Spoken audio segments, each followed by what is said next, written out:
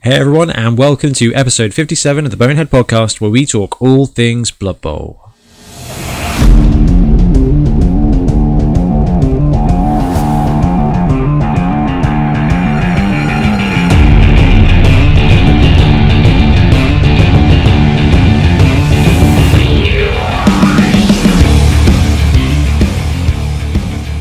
Welcome back, I'm Ben, and once again I'm joined by Blood Tithe Ben. Hello, hello. How you doing, man? All right? Yeah, very good, very good. It's all nice and cozy now. I'm allowed to turn the heating on because it's finally got to an acceptable low temperature. It's been freezing. The weather's been awful this week. I mean, we've had Christmas decorations up in the world for like I don't know, weeks now. Yeah. And now the temperature's kind of caught up. Like, I've been driving into work and it's been like minus 1.5 and there's been fog and mist and everything, and I nearly got lost on the motorway a couple of times. It was so bad. It's just like hit. It feels like it was 2 weeks ago. It was way too hot to do anything, and then it's just like and it's -1. Yeah, exactly. I imagine it's just going to warm up like towards Christmas, so that everyone just has a soggy grey Christmas. Yeah, that sounds about right. Maybe or maybe not social distancing. No one really knows anymore. Who knows? All I know is that we're in tier 2, which means we can't hang out with other people indoors. Yeah. In theory. I don't really know. I think it's safe if you just do that, isn't it? Yeah, I think don't see people indoors. I think fair enough. Okie dokie, Ben, what are we talking about on today's episode? Today we're going to be talking about the change to rerolls in the new edition, alongside some redrafting rules, and also, excitingly, our short story competition winners. Yes, we're finally getting to the competition winners. Now, we didn't expect it to take this long, but we also didn't expect to have something like 30 entries and on the way to 60,000 words for us to read. So it's going to be good to finally get to that, and the winners will know that they are the winners before Christmas. So that's pretty cool. That's exciting. Yeah, I'm really pleased with that. Right, Ben, let's move on to news. Okay, we're going straight into news, and we're going straight into it this time because there's actually some stuff to talk about. Now, I put together a little video, and you would have had this on the podcast feed, just with a breakdown of the FAQ that Games Workshop have released. Ben, have you had a chance to catch up? Yeah, I read this. Interesting. I think it answers quite a lot of issues people had. Some other issues people are happy with. Some issues people aren't happy with. Yeah. But it does address a lot of questions, for sure. I mean, what do you think of it? First of all, we'll talk through it bit by bit. Good.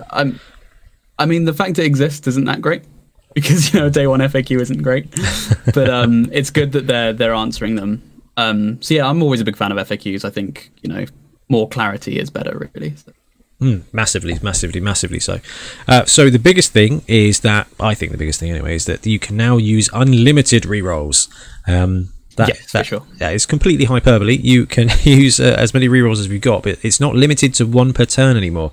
You can still only reroll a dice once, but you can now reroll a pass and then use a reroll on the catch. You can do more stuff, which is massively, I don't know, that just feels like it could be massive or it could be minor, and that's what we're gonna talk about that separately in a minute.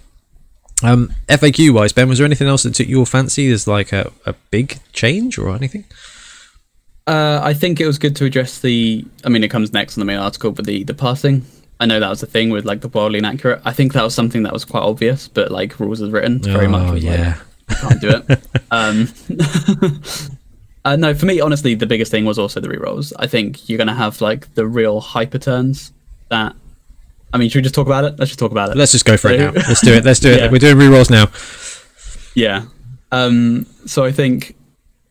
So yeah, the change is basically, and it says in the rule book, it's basically saying yes, it is like it is written. The question was, is this true?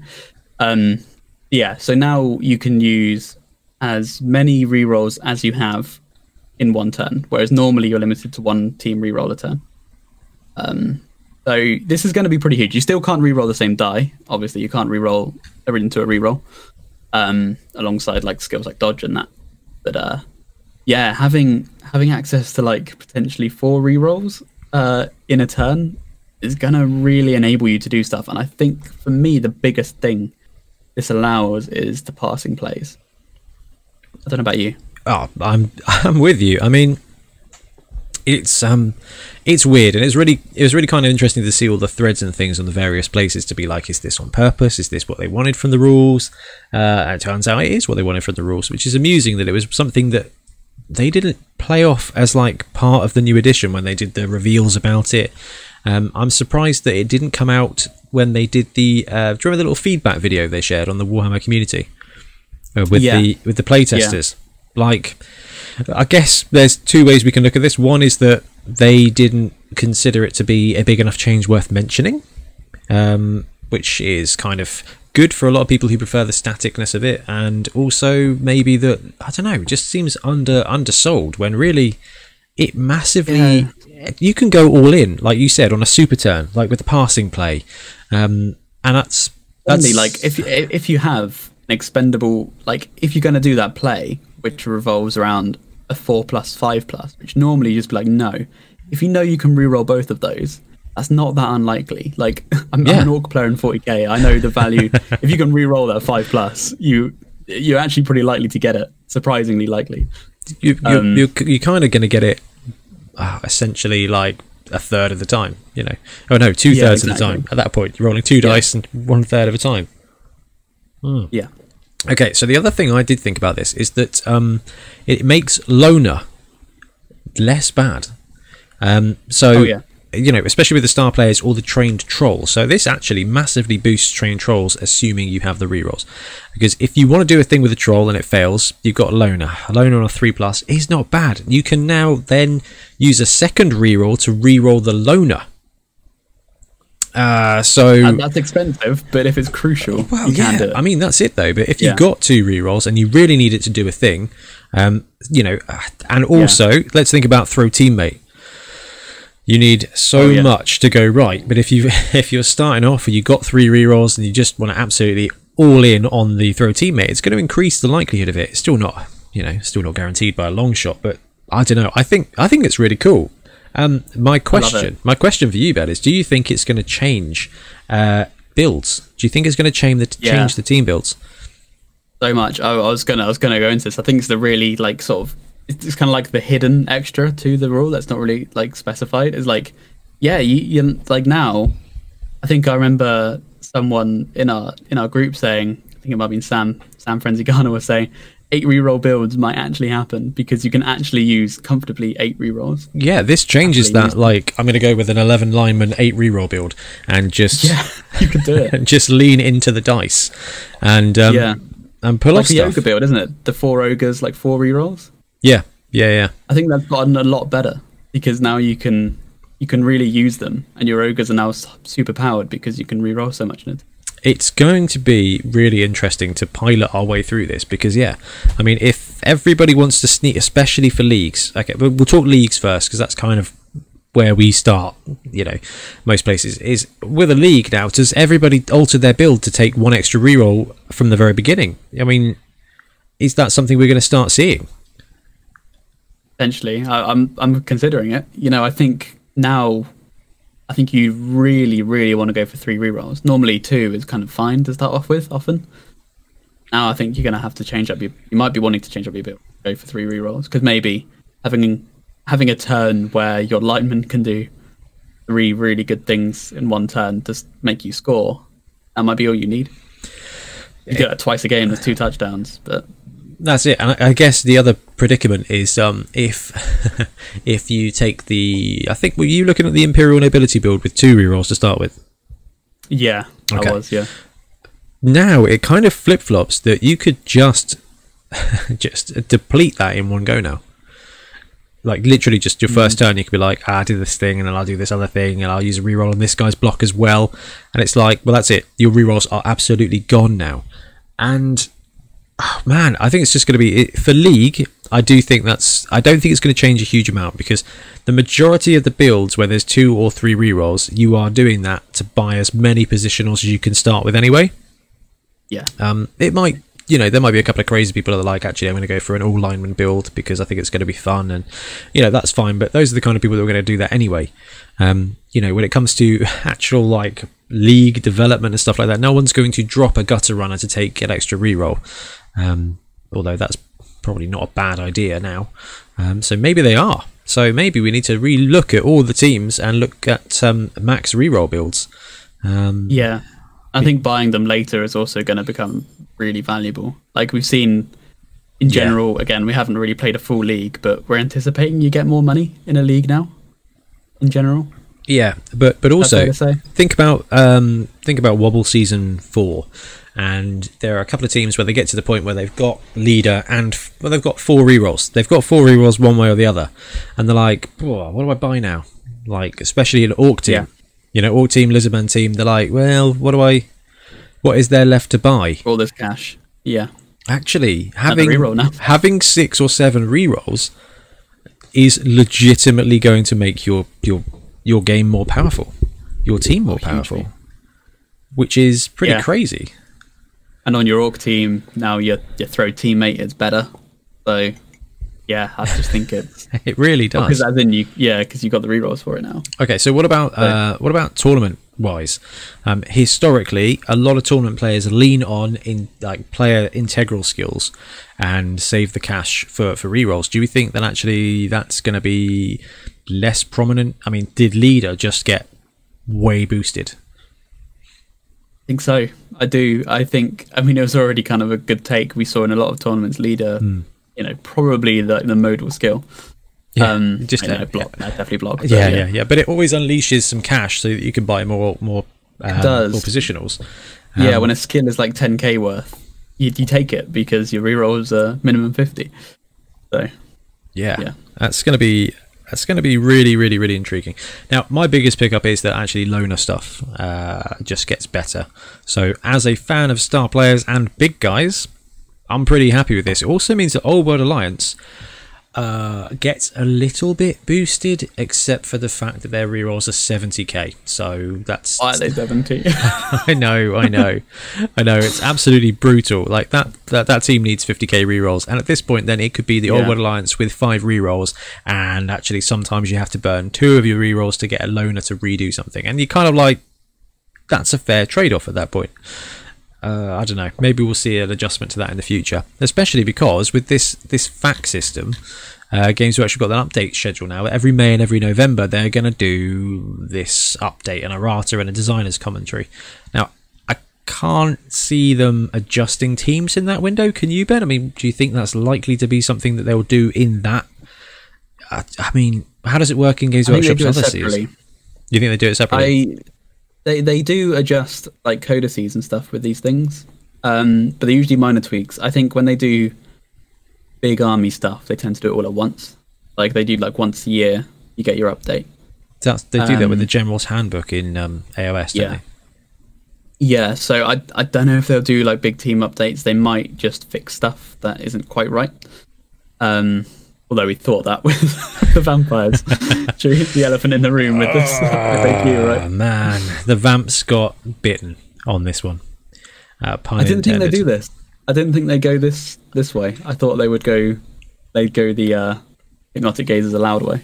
There's two that I'm actually a bit surprised by. You've called it there, that animal savagery working with hypnotic gaze. I really did think that they would lean into the other way because I thought it was their way of finding a clever way to make vampires still vampires without creating a new skill. Turns out they just hate vampires. So apparently just completely hate vampires.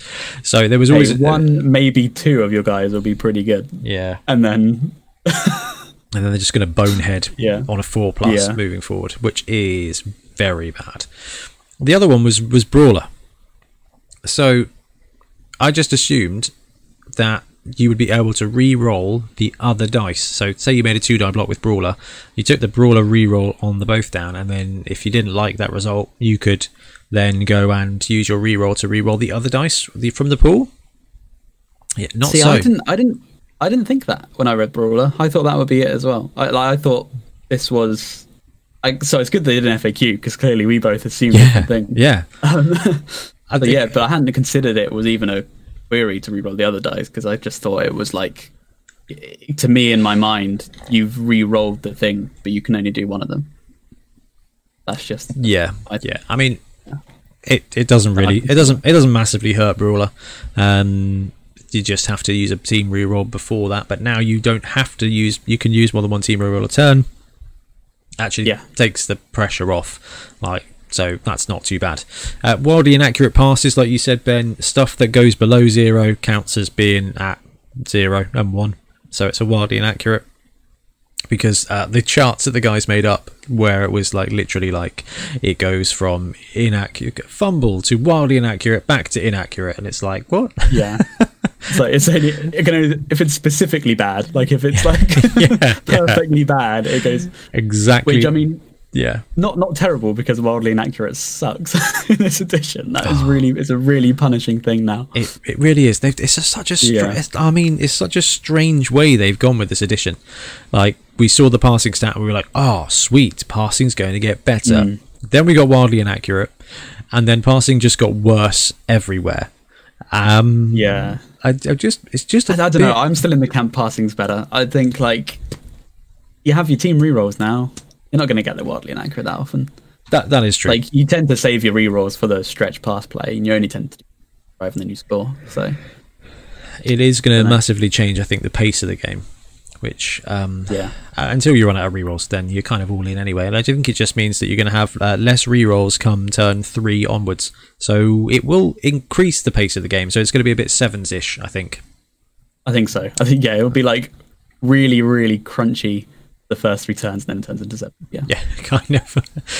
The other one, Ben, was the CTV, including inducements. So when we talked a couple of episodes ago about the prayers to Nuffle, we were kind of like, oh, cool, you buy inducements, but actually you still get the prayers to Nuffle. Nope. No. You buy that keg. Basically, that means prayers to Nuffle is never going to be taken except for on the kickoff table. So if you want to know more about the prayers to Nuffle table, please go back a couple of episodes and listen to us break down every single one of the things, and then get very confused about when and why you can roll it. Now you know the answer. You can go back and you kind of think about actually whether it's something that you want to buy, or whether you'd just rather have a keg. And quite frankly, guys, just take the keg, I think. If keg was an option on the table, you'd want to get rolled that option. So just take the keg. Exactly. With the exception of like the cool get extra SPP for passing and things like that. Those are cool actually. But I don't know. Sometimes you want to roll. Maybe it might be quite fun. It might be something to throw into the league. Just say like, hey, everyone gets a prayers to Nuffle.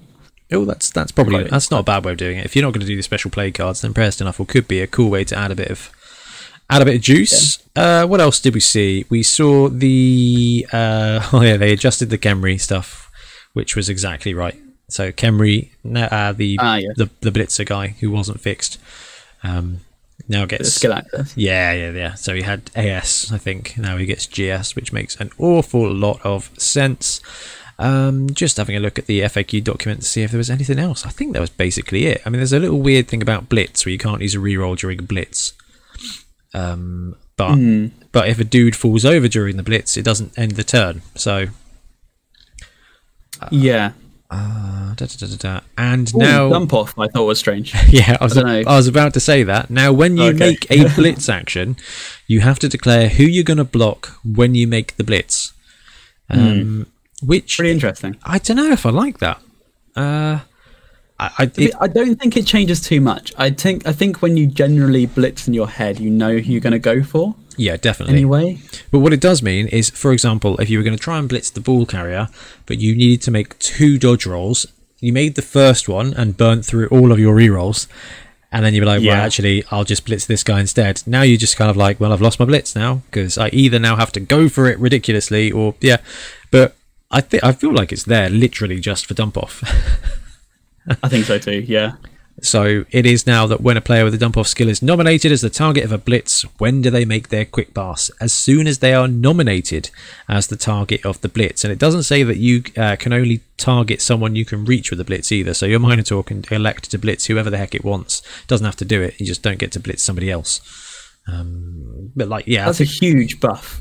huge buff for dump off. Yeah, massively. It means you need to tag the dump off player first before you blitz them to apply negatives. It actually makes the Dark Elf runner a little bit better. However, the dump off skill is the skill in the game that should never be used. If your dude's getting blitzed and he's got the ball, that's bad news bears. I think. So if you've allowed your ball carrier to get blitzed. Yeah, if it's bad. It's very bad. But if the Dark Elves are good at throwing, it'll be good. Oh yeah, I know. Hey, essentially +1 pass at this point, because you are, unless they're blitzing you in base contact, you will have one less player marking you, so it does get boosted by +1 technically. So yeah, I think we could do it. I think this does change it enough to consider taking on something. I know you don't like it, but I think it's quite handy. I don't know. I'm bad at the game, so my ball carriers always get blitzed. I just don't want to be in a situation where I just don't think it's better than dodge. I just think dodge or block are just better skills, because it's something that comes up every game, really. Cool thing is that chainsaw and projectile vomit aren't turnovers, which is pretty sweet. Yeah, that is actually pretty huge. So, chainsaw especially. Yeah, so chainsaws everywhere now, which is, I think, one of the design things that Games Workshop wanted for this edition. What do you mean? They wanted more of the spice in it. So chainsaws and things like that. They've taken away the, well, it's a secret weapon, therefore it's not great. Actually, they've taken that slight edge off, which I think is very useful. Because it just means you get to use more fun. And I think when they're bringing players into Blood Bowl, and when players come into Blood Bowl, it's like, this dude's got a chainsaw, that's wicked. Yeah, but you rolled a 1, so your turn's over now. Haha. Actually, it's, I rolled a 1 and he killed himself, never mind, right, what's next? Like, that's just it's just a much more Games Workshop mentality. Like, I can hear that being said in a store if the stores weren't rubbish and actually play Blood Bowl in. Because they should. If it's aligned with like throw teammate as well, because I know throw teammate's fun for this, where you can just lob people with no risk of the ball. I think that's just more fun. It is more fun. More fun is more better. So yeah, that was the errata.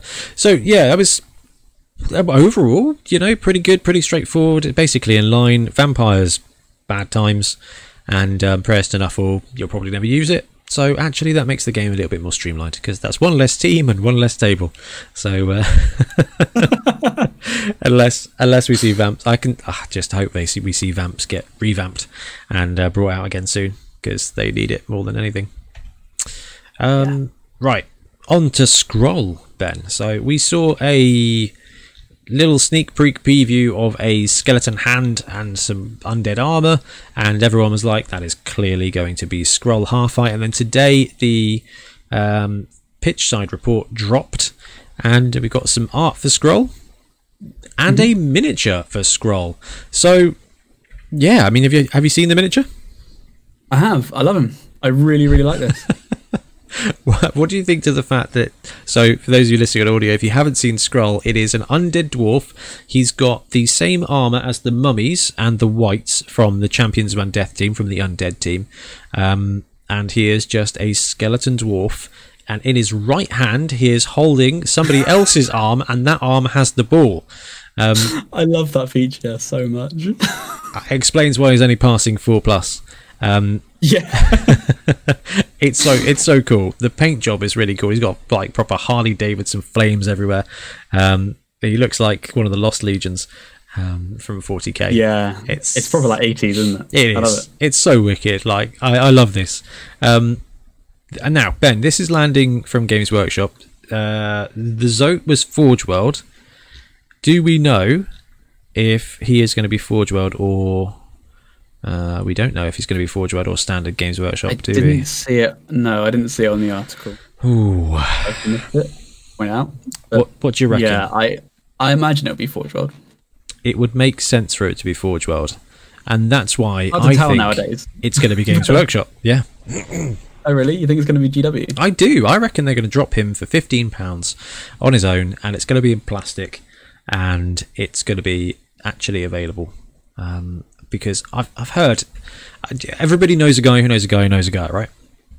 Mm-hmm. Okay, so I know a guy who knows another guy who knows another guy who works with a guy who's, maybe related to Games Workshop. Basically, there's yeah, exactly, yeah, but like apparently there's always been this like clash between Games Workshop Core and Forge World. So the fact that Forge World have all the star players and they're trying to get them into like Core Games Workshop, and I reckon because we've got Varag, we've got Griff, I think we're going to start to see a divide. Now, when we saw the Zote land and it was Forge World, I was like, this doesn't make any sense. I thought we were moving into... I think stuff's coming out of Forge World, and I think Forge World is being played down. Because what else... I've heard this for like 2 years, though. And but what else has been released for Forge World? You've got Heresy, the 40k Heresy stuff, and then you've got star players here. They're doing the old world, aren't they? Oh yeah, that's true. But like things like Necromunda, it was Forge World, and now it's all core releases. I think they're at the point now where they can make minis so good. Forge World used to be that thing, didn't it? Where it was like these minis are just top tier, top notch minis. Yeah, really detailed, really specialist, like collector's pieces essentially. Exactly, and basically luxury made to order things essentially. Obviously not exactly made to order, but may as well be. Yeah, kind of that kind of thing. Yeah. So, but now the miniature quality is so good from GW Plastic that it often beats Forge World. Some things are still come out of Forge World that looks like amazing. I think all the Necromunda Bounty Hunter, like really, really good. But like this quality, like the fact we can't tell from looking at the picture, I think I don't know, it's difficult. Well, the interesting thing about that is that the paint job doesn't suck, and I don't want to be too negative on the Forge World stuff, but the Forge World stuff has always looked very different to Core Games Workshop. Like still leagues above what I could do. Oh my goodness, yeah. Don't get me wrong. I mean, yeah, no amount of my Agrax, but this looks the same as Core, which I think is it lines up really well with the normal stuff. Whereas like we've seen a couple of star players and things that just look a bit, ooh, I hope that looks better in the flesh. I mean, Deeproot was very lackluster. It had a very lackluster reception. It wasn't until a couple of people like won the lottery and forked out the £400 to pick it up and put it together. They was like, this is an insane model kit, but it just looked like rubbish. I don't know, but anyway, Skrull is a cool miniature. If you want to know more about Skrull, we've got a star player spotlight for Skrull where we talk through actually what he does and why he would be good. But basically, once per game, this is the wicked thing. Once per game, after making a passing ability test to perform a pass action, Skrull may choose to modify the dice by adding his strength to it, which is absolutely sweet. So basically, once per game, you just add. Now he's like insane. Well, he's passing 4+. He's got accurate, so he's technically 3+, 4+, 6+, 6+. So once per game, you roll the pass, and then you're like, I'll add 3. So at some point, and he's got pass as well, so you can kind of take that reroll. It's cool. It's really cool. That we had a lot of comments on the YouTube channel saying, right, once every round I'm going to take Wilhelm and Skrull and I'm just going to bomb it down the field and get a long bomb pass in there and just try and skull it. Go for the skull. Go for the Skrull, which is pretty cool. I like it. It's cool. It gives another dynamic. But before we forget, there was a spoiler for the next potential star player, which looks like ghost stuff with chains. Could this be Wretched Watcher? I believe so. I don't know what the chains are for, but I don't know. Could be a clothesline. They like that on all the Nighthorn stuff is like chainy, isn't it? Yeah. Maybe they're just leaning into that aesthetic. Because I mean, she basically is a banshee. Yeah, she's just a Mermorn banshee. I am looking forward to seeing the miniature because it's such a cool design concept. She is overpriced, I think, for really any use at all, but it's such a cool idea. I love it. I think it's wicked. The other thing this could be is some kind of ethereal team landing, but that is tinfoil hat time. That's a real stretch. Need my wear team. Oh man, that wear team was sweet. We actually that could be official. What we do need, you're quite right, I was thinking about this the other day. We need a team that is basically all strength 2, but edge 4, edge 2 plus. Now we don't have that. Yeah. We kind of wood elves are probably the closest you get, because you've got the catchers who are strength 2, and everyone's armor like -1 plus. But like they're just so offensively. I could just see a team of weak, fragile players, non-stunty. Yeah. Or Yeah. even edge 2 plus stunty. Like, it doesn't matter, just something that's actually like, I can pull this off, but my guys are going to die.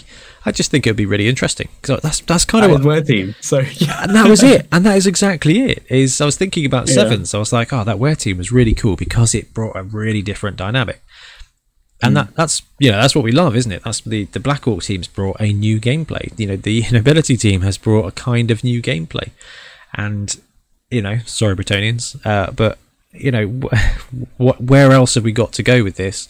Actually, a high edge, low strength team we need to see. The ethereal team where there's a load of player with no hands. That was a really cool way of seeing that. Squig team would be really cool, especially with animal savagery just being absolutely savage. Like, it would work great. I really hope that we kind of see Games Workshop expand down these kind of design avenues, because they've done a great job reinventing the game to an extent that is way more than I think we the first thought. Like, we're like, oh yeah, what's changed? The passing's changed. Actually, it feels like a whole ton of the game has changed, and it's newer. It's really interesting. It's really cool. Exciting. It actually is. Change is fun. Change is fun, believe it or not. Yeah. As long as it's not too regular, Yeah. like once every 3 to 4 years, I think it's awesome. I think that's the new edition. Yeah, it kind of keeps it fresh. That's one thing that I got burnt out with Magic, is that it changed every 18 to 24 months, and it was just a bit painful at that point. Can't quite keep up. Yeah. 'Cause, if you don't play for 3 months, that's like a good portion of the life cycle, and you just feel like you're getting your money's worth. Yeah, exactly. Yeah, I mean, Games Workshop does it every year with the General's handbooks and stuff. So I don't know. Maybe we'll see a bit more regularity, but I like the 4-year cycle, which is pretty cool. So that was all the Games Workshop news, and one other bit was the Punga Patreon is now live. So I backed it. Ben, did you back it? I did. I wanted to get in to save that 50 pence a month. So Is that what it was? The early bird says £8 instead of £8.50. Plus VAT. Yeah, £8. Yeah, you got the adventure tier. So we're 20 Patreons away from getting the ball and the tokens from the Pirates team now. It's 380 out of 400 patrons. Anyway, so £8 or $10 a month, you can back the Patreon for Punga, and they are doing their 3D, basically just doing 3D STL files for their Blood Bowl and other stuff. So this month it was the Pirates and some random adventurer guys. Have you looked at the adventurer welcome pack, Ben? Yeah, the dwarf atop the boar is just 10 out of 10. Like, I'm going to print that soon. Just the paint. I love the Skaven dude, and the Sean Connery guy is amazing as well. The noble Sean Connery. Yeah, that's Sean Connery from Highlander. Like, that is just straight up Sean Connery from Highlander. It's wicked. And I think they had a bunch of bases as well, which I think were. Yeah, I mean, I think I tried to print them, and I keep failing with printing bases. It's ridiculous. I can print a mech, I can print an ogre, but I cannot print a base, and I don't know why. I'll figure it out. It'll be fine. So yeah, Patreon is there. I like supporting it. It is a bit weird, and did you see was it the post they made today, Ben? Yesterday? It might have been yesterday. Yeah. Yeah, what should we add next? So one thing I did like this is, note, we cannot now sell STLs for teams from our last Kickstarter, Vampires, Egyptians and Necromancers, since we've not sent them to our backers yet. It would be dishonest on our part, which is great. I think we talked about that, didn't we? Yeah, we basically said the same thing. Like, it would be a bit feels bad if these people with printers could just print out the models before the people who actually bought them months ago get them. Massively. One thing I would like them to do, though, is give the STLs to the people who backed the Kickstarter. I think that could be cool. Yeah. Pretty hard to track. Yeah, I don't think it's feasible. The Cursed Crew and Underworld team will definitely be in the next releases. So the Underworld team was pretty sweet from Punga, and if they release that as the next STL pack, I think it's going to be really cool. Now, the thing is with these Punga miniatures is they're actually quite large, Ben. Don't you reckon? They're on the big side, yeah. The resins I got from them as well, from the Pirates, they were probably the same scale. I haven't had a chance to print any of these ones yet, but they are on the large.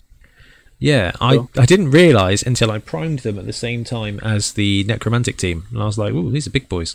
They are chonky, and it's interesting that on their page they did say, "Hey guys, you may want to scale this down to 85 because people say it's too big," and that is something I hadn't done. So I printed a few guys off, and actually, I mean, they look absolutely fine. But if you want, they fit on the bases. It's not. It's like they don't really like tower over your humans and stuff like that. They're just big rats. Yeah, they're just. I think it's fine. They can even mutate anyway, don't they? They could be any size. That's it. These are biker mice from Mars. They're pretty big boys. So, yeah, that basically is all the news I've seen. That other one is finishing, the one with the team trays and the extras. That finishes in 5 days, so I didn't think it was worth really talking about, because we've met its goal, and if you've got 2 different printers, it's worthwhile backing. If you've only got one type of printer, it's probably not, which is pretty tough. Only you, Ben, and your 2 printer setup could achieve it. Stupidly financial irresponsible decisions. Oh, I don't know. Yeah. It's pretty cool. So let's wrap up the news, and we'll go talk about printers and things in hobby. Okay, and we're back, and it's hobby time. So, Ben, take it away. Where do you want to start? I got the big Battle Force Rage Sigmar, Ben. Oh yeah, you did. You really did. What? So, what was that? That was the ogre thing. Yeah, the ogres. Yeah. So it's a lot of plastic. And that's what you were practicing painting on the hobby stream you did last week. No, I did some necromantic on there. Oh, you did necromantic. You did necromantic. But I think for future hobby streams, I was going to do one tonight. At time of recording, forgot we're doing this, so I'm going to do it tomorrow. I'll be doing ogres there. Probably just building them though, because it's so much. I've done what I can when I find the time, but these forces, these Battle Force boxes, like some people are saying they shrunk, some have, I think. Like the original ones were huge. This one, it arrived. I'm just like, this is way bigger than I imagined. And you just open it up, and there's rows of plastic, and it's just like, yeah, this is actually an addiction, isn't it? What do you mean shrunk? Do you mean like just the contents wise? The contents, yeah. But this one, I disagree. This one is a lot. Like, ogres are big. You get a giant. You get like a big cannon, and yeah, I'm very much enjoying it. It's been quite nice just to snip, and I get some time, maybe in like a meeting and stuff like that. The army's coming together. Looking forward to just batch painting it all up. But yeah. So what was it called? They're good models. This was Battle Force. Yeah. I think it was Meat Fist Black Tribe or something like that. Yeah. Man, like that's so Games Workshop. Yeah. Here we go. So Games Workshop reveals. I'm going to switch the camera over back. But did you hear about these? Oh no, I accidentally clicked on Spiky for bits. Hobby points lost. Is it the... Am I looking at the wrong one? No, it was this year that they Warglut something. Meat Fist Warglut, it might be called. Oh, I don't know. Anyway, did you hear about what happened with these? Oh no, what happened? Okay. Right. Like, Games Workshop, we love them. We do. They make great games. They make fantastic models. But they do make it difficult. They do make it difficult sometimes. These things are amazing. They've done them every year, and for like the past, I think, 4 years. And they're these big boxes for Age of Sigmar and 40k. And if you play these games, you'd know that collecting armies is pretty expensive. So they create these boxes to make it a little bit easier around Christmas. So you can buy them for like a gift for like a loved one. I mean, probably not a friend unless you really like them, because they're still £100. But yeah, and you just get so much stuff. You get usually about twice as much as it is. They're about half price generally, around half price, 75 to 5% off of the retail. And then you can also get third-party discounts on top of that. Is that what you did in the end? Yeah, I was able to track one down. But that's where I'm getting to, is previously they've been fine. They make them, and you can buy them around Christmas. You can even buy them after Christmas. Sometimes you can go into like January and you can pick these up. They are limited, so they only do them around this time of year. But like recently, Games Workshop has grown massively. We know that lockdown has done a lot for the hobby.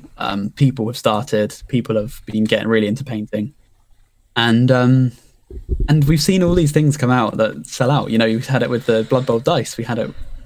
It all started with Indomitus. It all started with Sisters of Battle. It was the Sisters of Battle armies. Man, I forgot about those. Yeah, they released those, and that was a really that was a special thing. That was something that they've been hyping for 15 years. Like that is true. That was like a mega thing. Indomitus was just this year's starter kit. Pretty much, that's what. And they did say this is not the start set, but it may as well be. Like, and we've ordered quote literal boatloads. And I love that. We're like, this is not the starter set, but it is. But it's not the starter set. We want it on record. But it basically is, though. Yeah, it's got the book in. This is a value bundle. I did manage to find down I did track down the Ogre Mortrice Battle Force Meat Grinder Warglut. That's the one, Meat Grinder Warglut. Got it on the screen now. You get so much in there. That is a ton of kit. You get that old models.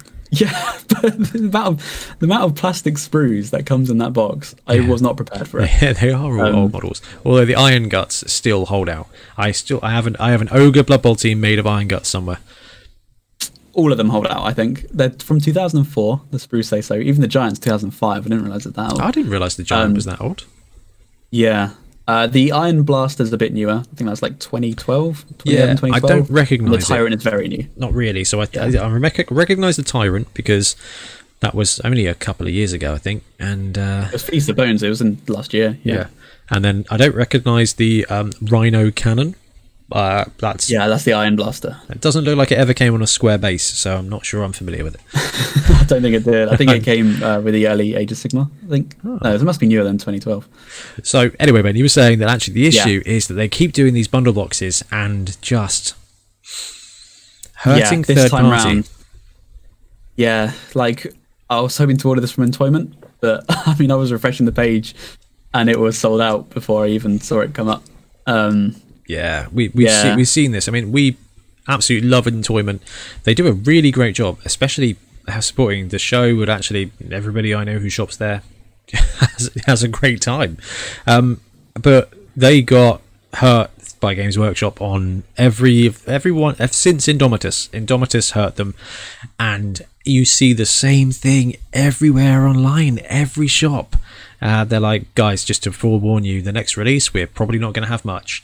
And you know, the conspiracy theorists like on Reddit and obviously Hatebook, that is just going crazy for Games Workshop are doing this so that people just sack off third parties and go and buy stuff direct from GW. And whether that's the goal or not, it is working. Because otherwise you've got to scrounge around and you just risk stuff. Yeah, like I think it would be really nice if we just had, like, I get it, it's COVID, right? Its production's going to be hit. I still really respect Games Workshop. They still produce in the UK. I think that's awesome. Yeah. Like they still produce loads and it's really good. But I just think they should just be a little bit more transparent and just be like, look, this is literally how many each shop is going to get from the get-go. This, like, either say that, either be honest and say, this is it, but they hype it up to be a big thing, and then you can't get it. They hype it up to be a huge thing, tell the shops it's going to be a huge thing, and the shop's like, oh, great, let's go tell everyone about this sweet new product, and then the week of release, they're like, by the way, guys, you're getting 3. And, you know, all the friendly local gaming shops are like, cool, I just spent 3 weeks hyping this product up for you, and now they're all going to go to your online shop and buy it, then come into my store and play it. Yeah, exactly. It's a little bit, and like, you know, these companies are hurting too, and these companies are hurting more than GW's. Although, to be fair, GW's has got hundreds of stores that also had to close, and the stores are kind of, from what I've heard, already running at a loss a lot of the time. Yeah, because they're there for branding rather than profit. I think they're there for branding. Still, it's. I mean, I never got my Necromantic pitch because they just delivered 0 copies. Really? Yeah, and then immediately went on back order / out of stock. But I mean, to be fair to them, Games Workshop themselves have had have had issues delivering and like coming clean on their own orders, like Milton with his necromantic dice. Yeah, he ordered it actually from the Games Workshop website while it was still in stock, and 9 days later got an email saying, yeah, this is on back order now. He literally got Wayland Games did by Games Workshop. Actually, that's not fair. With Wayland Games, historically, you have to ask them where your stuff is. But I think Games Workshop told Milton, like, hey, thanks for ordering. You're not getting your product now. Which therefore I think we could extrapolate is actually a supply issue in general, rather than just a Games Workshop thing. It's hard to tell if it's supplier, if it's like the scalpers. Obviously, that's a thing. People buying them all up and scalping them. Oh yeah, that's definitely a thing. I think that was probably one of the big parts with the Indomitus. And the Indomitus kit was the 40k not starter set, and it was mega friggin' value, wasn't it? Huge value. Yeah, it's basically like this, but times a few. It was great. It was really good. Anyway, the Ogre Mordrime's Battle Force you've got, Ben, has got a giant. It's got a rhino with a cannon on the back. It's got 1, 2, 3, 4 cannon ogres, 1, 2, 3, 4 armored ogres, and 12 gluttons, 12 standard ogres, and an ogre boss, and obviously 2 little tiny noblars, 3 little tiny noblars, 4 of them, man. You actually get more than that, because the cannon kit you can build it as a Noblar scrap launcher, and that has about 10 ridden on it. So you're telling me this Ogre Battle Force comes with a Blood Bowl team? It does, yeah. You can make a few Blood Bowl teams from this. Oh, that is absolutely sweet. So yeah, no, but I'm looking forward to painting this all up. Yeah, why this team? Sorry, this army. Because the Battle Force. Because the Battle Force. Like, I don't know. It was a proper army in a box, and comes this time of year. I remember in Warhammer Hammond saying this, where every Christmas he gets the new army feeling. I was just like, yeah, it's good value. A friend was basically saying, hey, do you want Feast of Bones? The ogre half are really cheap, and add that to that, and it's 2,000 points. Oh, so I see. You got Ben-abled. I did get Ben-abled, yeah. Nice. And they are really fun to paint, though. Like, again, I painted a couple of these ogres, and was just like, you know what? This was fun. It's just big surfaces to go, like, to have a good time with the airbrush on, and then just do a bunch of really quick metal that's dirty. Yeah, we showed off. Took no time at all. Yeah, showed them off on Whip Wednesday, which was cool. A lot of people loved it. I mean, it was very cool, and your airbrush stuff is just absolutely leveling up skill after skill. Like it's thanks to these things. Thanks to having 25 ogres to practice on. Yeah. That is so cool. Now, I know that you watched a YouTube video where a dude painted an army in 24 hours. Is that...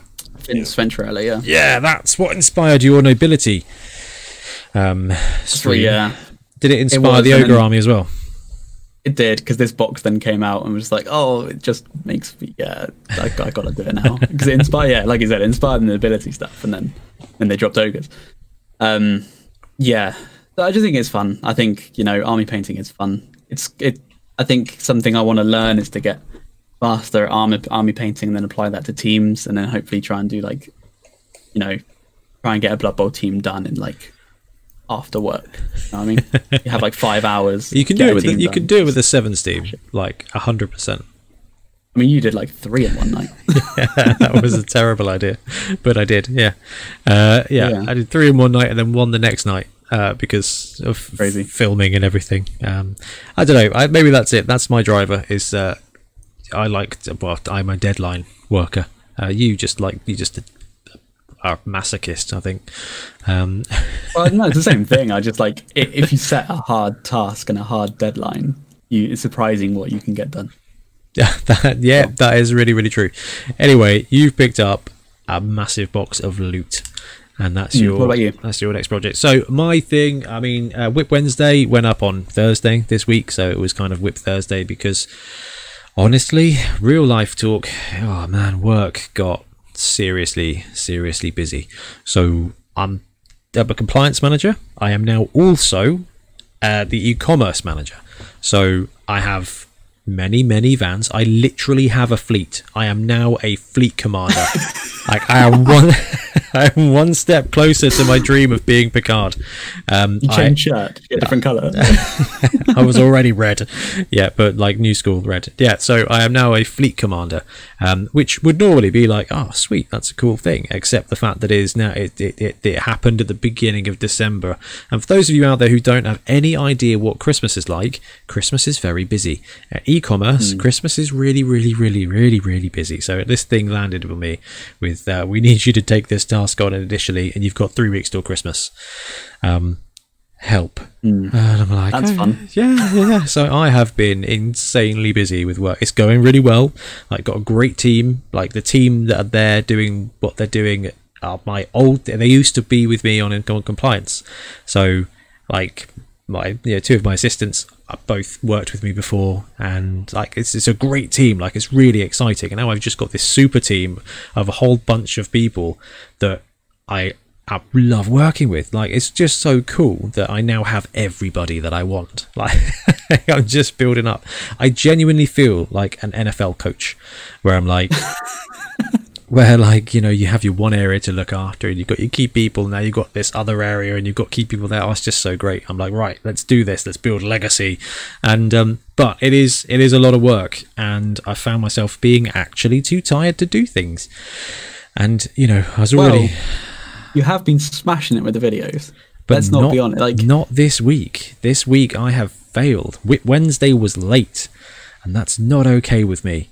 But it had to be on Wednesday. Hey. I mean, because of the ecom operation, when it goes in, I've watched too much We Were Soldiers. I like to be, you like to go in first, be the first person there, make sure it's all operating well. So I've been doing, like, going in at 5 o'clock to see the start of the operation, to be like, right, how are you doing? How do we do this? What are we looking? What are we finding? Looking at the interplay between our night replenishment teams and the ecom teams in the morning and stuff. It's been really, really cool. I've learned a lot about actually some things that are just baffling that we are not getting them right already. And I'm like, hey, is this normal? And they're like, yeah, it's rubbish. Every day this happens. And I'm like, cool. Should we not? Should we not? Like, so it's been like really productive, but it's just, and it's enjoyable. That's good that it's enjoyable at least. Yeah, you know, if it was really stressful and really unrewarding, like, as in like unfun, and yeah, exactly. Yeah. Then that's exactly it. Like, I enjoy my job anyway because it gives me, I can go in, I know how to do a good job of it. I've got great people who work with me to do stuff, and then I get the actual time to, you know, play YouTube and do stuff. Now it's like, okay, it's coming up to Christmas, so things are already busy, and now you've got this extra thing. So I'm like, I'm actually enjoying the challenge, but it has cost me time. So those of you out there who are still waiting for a reply for a message or another, I am very sorry. I am getting to it. But you know what it's like when you are just burnt out at the end of the day, and you're just like, I really just need to sleep. Yeah. And only so many hours in a day, and you've got to take 8 of them out. So. Yeah, even more like 6 probably for you, or 5. Barely. Sunday night, watched the Packers game, went to bed at 12, got up at 3, went to work. I had a great day. It was awesome. Came home, and what did I do on Monday? I think I just did more work, actually. However, right, so that was my real life dump. The printer has turned up. The 3D printer, man, and it has been my savior because it doesn't take a lot of time to do stuff.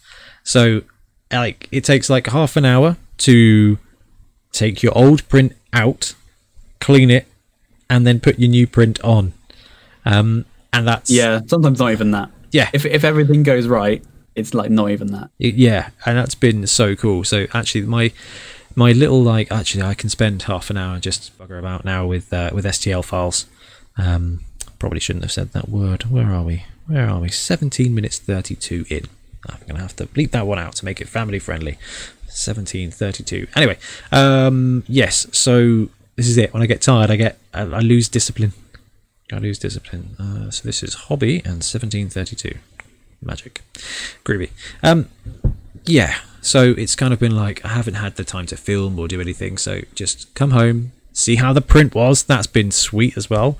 Come home, cool, got miniatures. That is, I think, the best thing about printers is like that feeling you just described, where you know something's done, yeah, and you can just run to it. You're just like, let's see. Like, that's why I love having overnight prints. It's pretty scary because you can't check on them.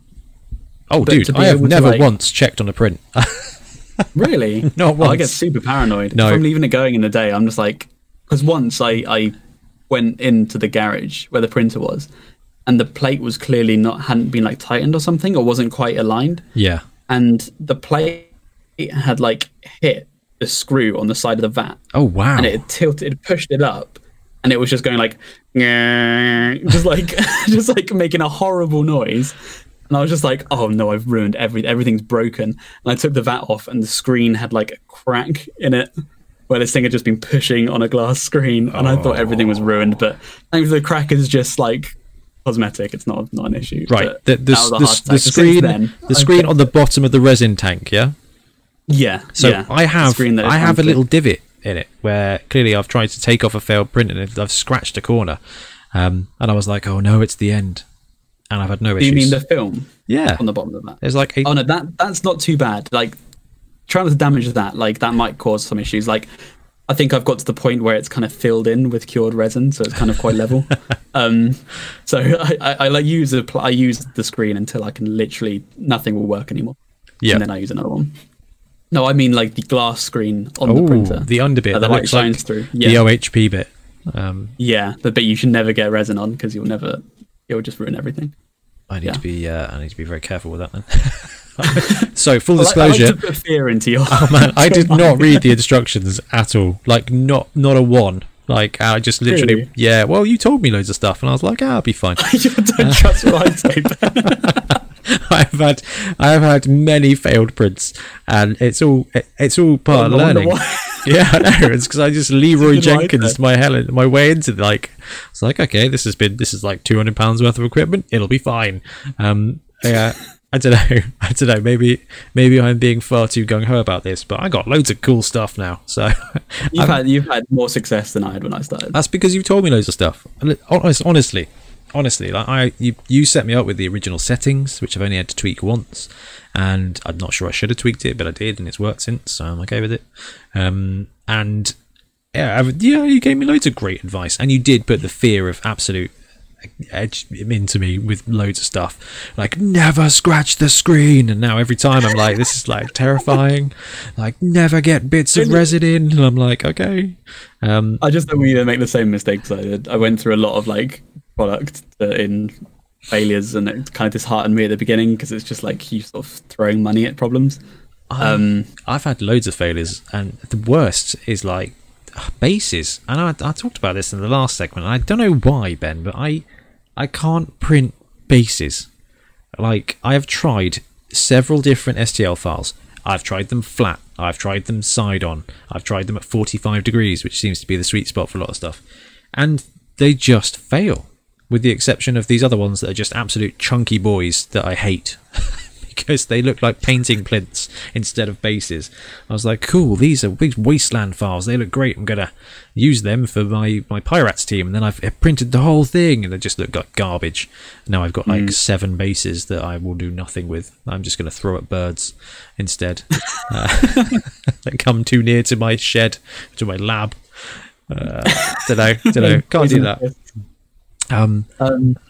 Yeah, I don't know. I don't know with bases. Like printing them flat has always worked for me. I've never really had issues since doing that. If you do like the little bit where you put the bit underneath, yeah, 3D printing pro, the raft, I believe that's called. Yeah, raft. Yeah, but it kind of goes like underneath rather than out of it. Yeah. So you then you sand it down. Yeah, that works for me. Maybe just have a little bit of a re-level. But I've actually gone off printing bases. Like I just don't do it now. I have too. I've lent towards printing stuff to go on the base rather than printing the base. Like if I want a tree stump or something like that, I will print a tree stump. I'm shaking this box, this plastic blister pack full of stuff I've printed that just goes on bases, and it's so good. Yeah, but not mushrooms. Yeah, the mushrooms, the candles, what's the word for those like metal pole stands that have fire on the top? Torch, bunts. Yeah, torch is probably the word. I don't know. I thought they were like braziers or something. That's a thing. I tried to say that on Whip Wednesday, and it came out braziers, and I was like, well, that's not quite right. Yeah. Because I just end up filling that, which I didn't realise until like 3 prints in, that the whole idea for a tray, I was like, oh, got loads of stuff on this one, and it's still taking the same amount of time. Yeah, it turns out it's all about verticalness. Yes. So lesson learned. Horizontal, you can fill it. Yeah. Completely. So I just keep chucking strips of like spiders and candles and mushrooms on, and I tell you what, they have never failed. It's awesome. Like if the rest of the entire print fails, I end up with like some mushrooms. So I had this really weird one where it started printing, and then about 12 millimeters in, it just looked like someone switched off the Stargate, and it just looked like half of it had been pushed through a portal and then turned off. I still haven't figured out what the heck that was all about. I read loads of stuff online, and I was like, well, all of that sounds bad. So what I'm going to do is print something else and hope it works. And it worked. So I don't know. It could be if the mushrooms are always fine, it could just be a support thing. Yeah, I went back and looked at the file, and I was like, I think I didn't put a solid enough base, and I assumed that halfway through the print the loose stuff came off and then got in the way of the rest of the print and just upset the whole thing. Yeah. Apparently you can also, like, the slicing can fail where it just skips a couple of slices. I had that with I printed a big Yeti once, and this was early on. I didn't even think to hollow it, so it was this big brick, and this thing is huge. It was like this big on camera. It's probably about a good 6 inches, not like big, 4 inches long, a couple of inches wide. And you sound like a fisherman. It was really heavy. Yeah, catch the day. Yeah, no, but it was like huge, and it had done most of it. It weighed a ton, and then it just stopped, and it just sliced it, like you say, because it just said, "Nah, I'm not doing it anymore." And it just was this brick of resin that I've wasted. It was really disappointing. That is horrible. So I had some bases that didn't print because they fell off. I had that weird one where stuff just stopped halfway through, and I've had a few where the worst thing, Ben, is like you fill a plate full of stuff, and then you'll take it all off, and you'll be like, yeah, the print's successful, like, woo, you take a selfie, post it in the group chat, be like, look at my loot. And then I cleaned it all up, and I was like, oh, there's a hand missing. And I'm like, yeah. did it fail? Like, is there half a hand floating in the resin plant? Did I not print it? Did I not put it on the base? Like, what's going on? And you know what, to this day, I don't know what happened to that hand. So I printed another one, and it's fine. So I don't know what happened to it. I went back to the file. Right. I was like, it's right there. Like, it's right there. Like, where has it gone? Did I just clean it away? Like, I don't know. It's just complete. I think I treat this very differently to you. Like, this is legit. Like, this, I am the Qui-Gon Jinn of printing now. This is all feel, don't think. Use your instincts. I'm like, this'll be all right. I'm the pod I need racing. A logical explanation. This needs science. Why does this not work? That's my attitude. If it doesn't fail, I'm just like, this defies logic. I'm the Vulcan. Yeah. You're the Spock. I am a massive Obi-Wan fan, but I think I'm Qui-Gon at this point. But no, I've had a lot of fun. It's wicked, and oh man, I've definitely printed off its value now in stuff that I would have eventually bought in one way or another. Like, I've got like this. There's like this tiny shadow sword that if you... Oh, that's amusing. A little piece just fell off it. It's okay. That's supposed to happen, definitely. But yeah, like I buy loads of random 6mm tanks and stuff, and this would have been £8, like on a good day. Like £8 to £12 for this tank. And I'm like, all right. And I got loads of War Master, and all that would be £10 per 3 bases. And it's just like, I'm just filling space with these tiny men. And it's mental, and like you get like for one bottle of about £40 resin, you can print £200-300 worth of miniatures. Oh, it's just amazing. Like, thank you for trailblazing with this, but yeah, I'm well in now. But what we do need is more Blood Bowl. Because well, no, I don't just mean news. I mean with 3D printing. You know, like. Yeah. I would love to just be chain printing Blood Bowl stuff, but with the exception of a few Skrull files and the Punga stuff, that Punga's great, but you just buy those miniatures. Our only studio has the Patreon. That none of that stuff's supported, which stresses me out. Yeah, I'll support them, and as long as you buy the files, I'll give you. Oh, okay. So I have a confession for you now, Ben.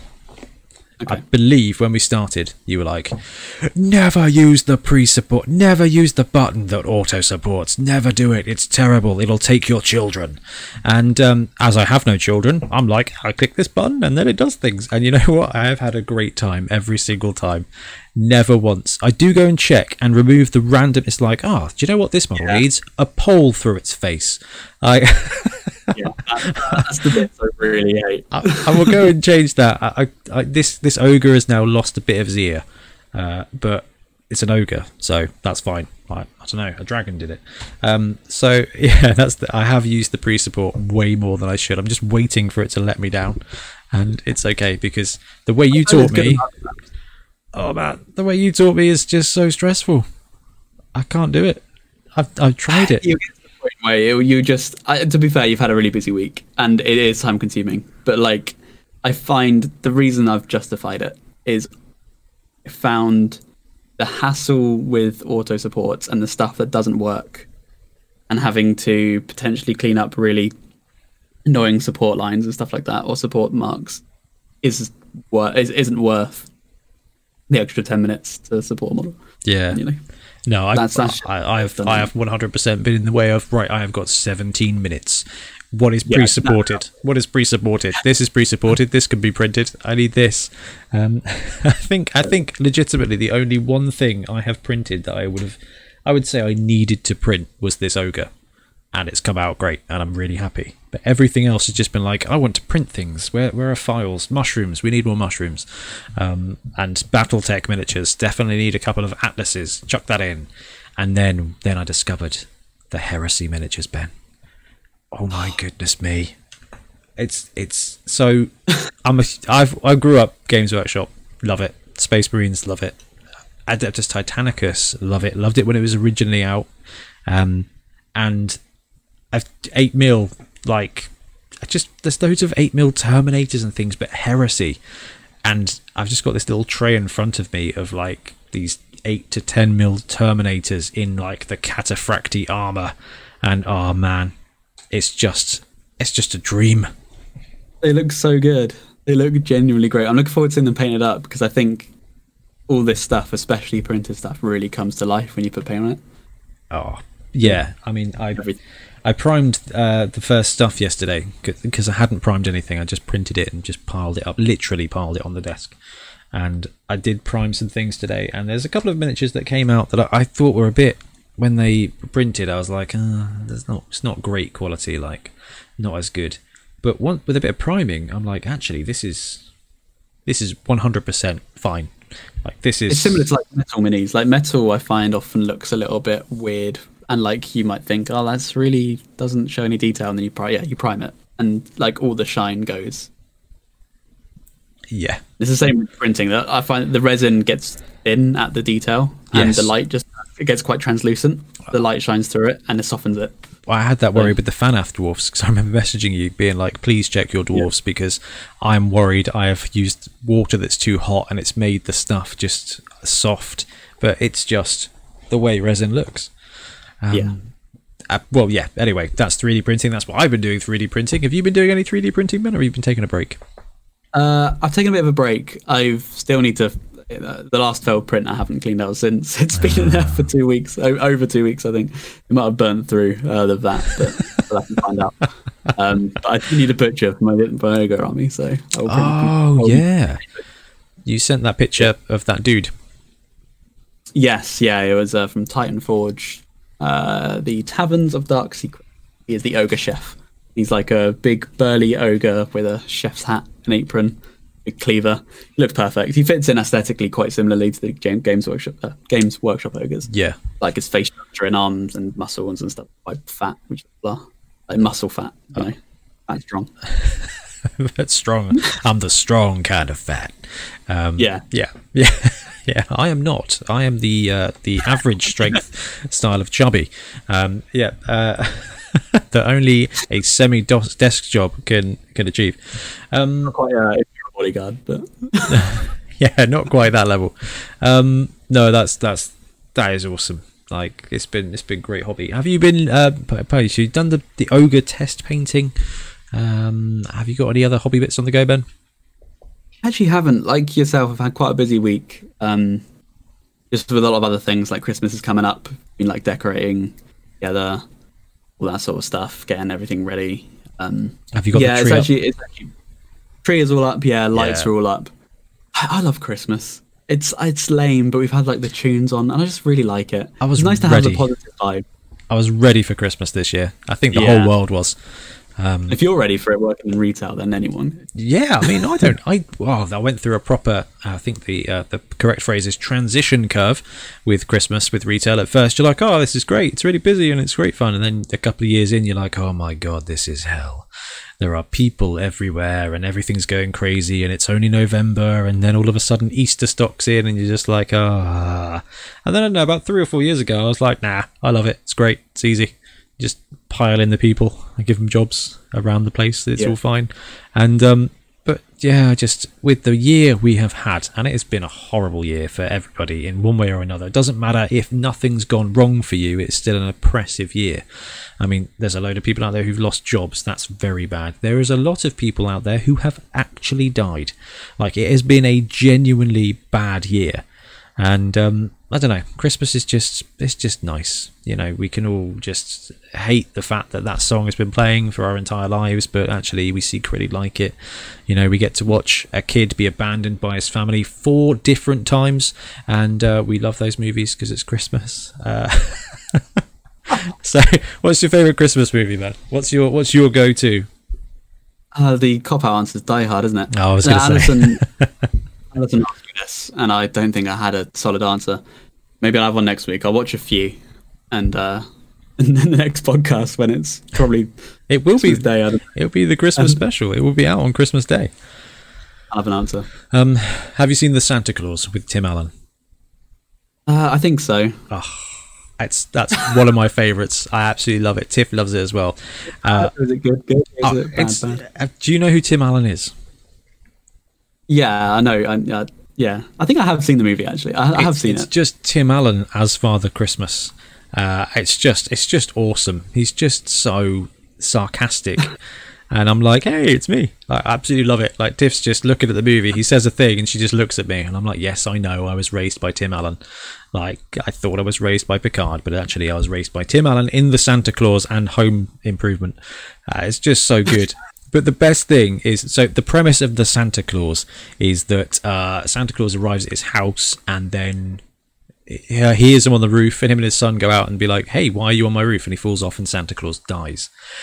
Then he picks up his business card and just kind of like ends up becoming Santa against his wishes. And it's really hilarious. I've seen this movie. But yeah, it's really good. Like, there's little sarcastic elves and everything. It's I love it. It's brilliant. But then at the very end, like, the kid looks up as like the dad flies off and he's now Santa Claus, and someone's like, you'd make a great psychiatrist. He's like, no, I'm going to go into the family business. And everyone's like, oh, he wants to be like his dad. And Tiff's like, oh, it's my favourite bit. I was like, he has just said, I want to push my dad off a roof and take his job.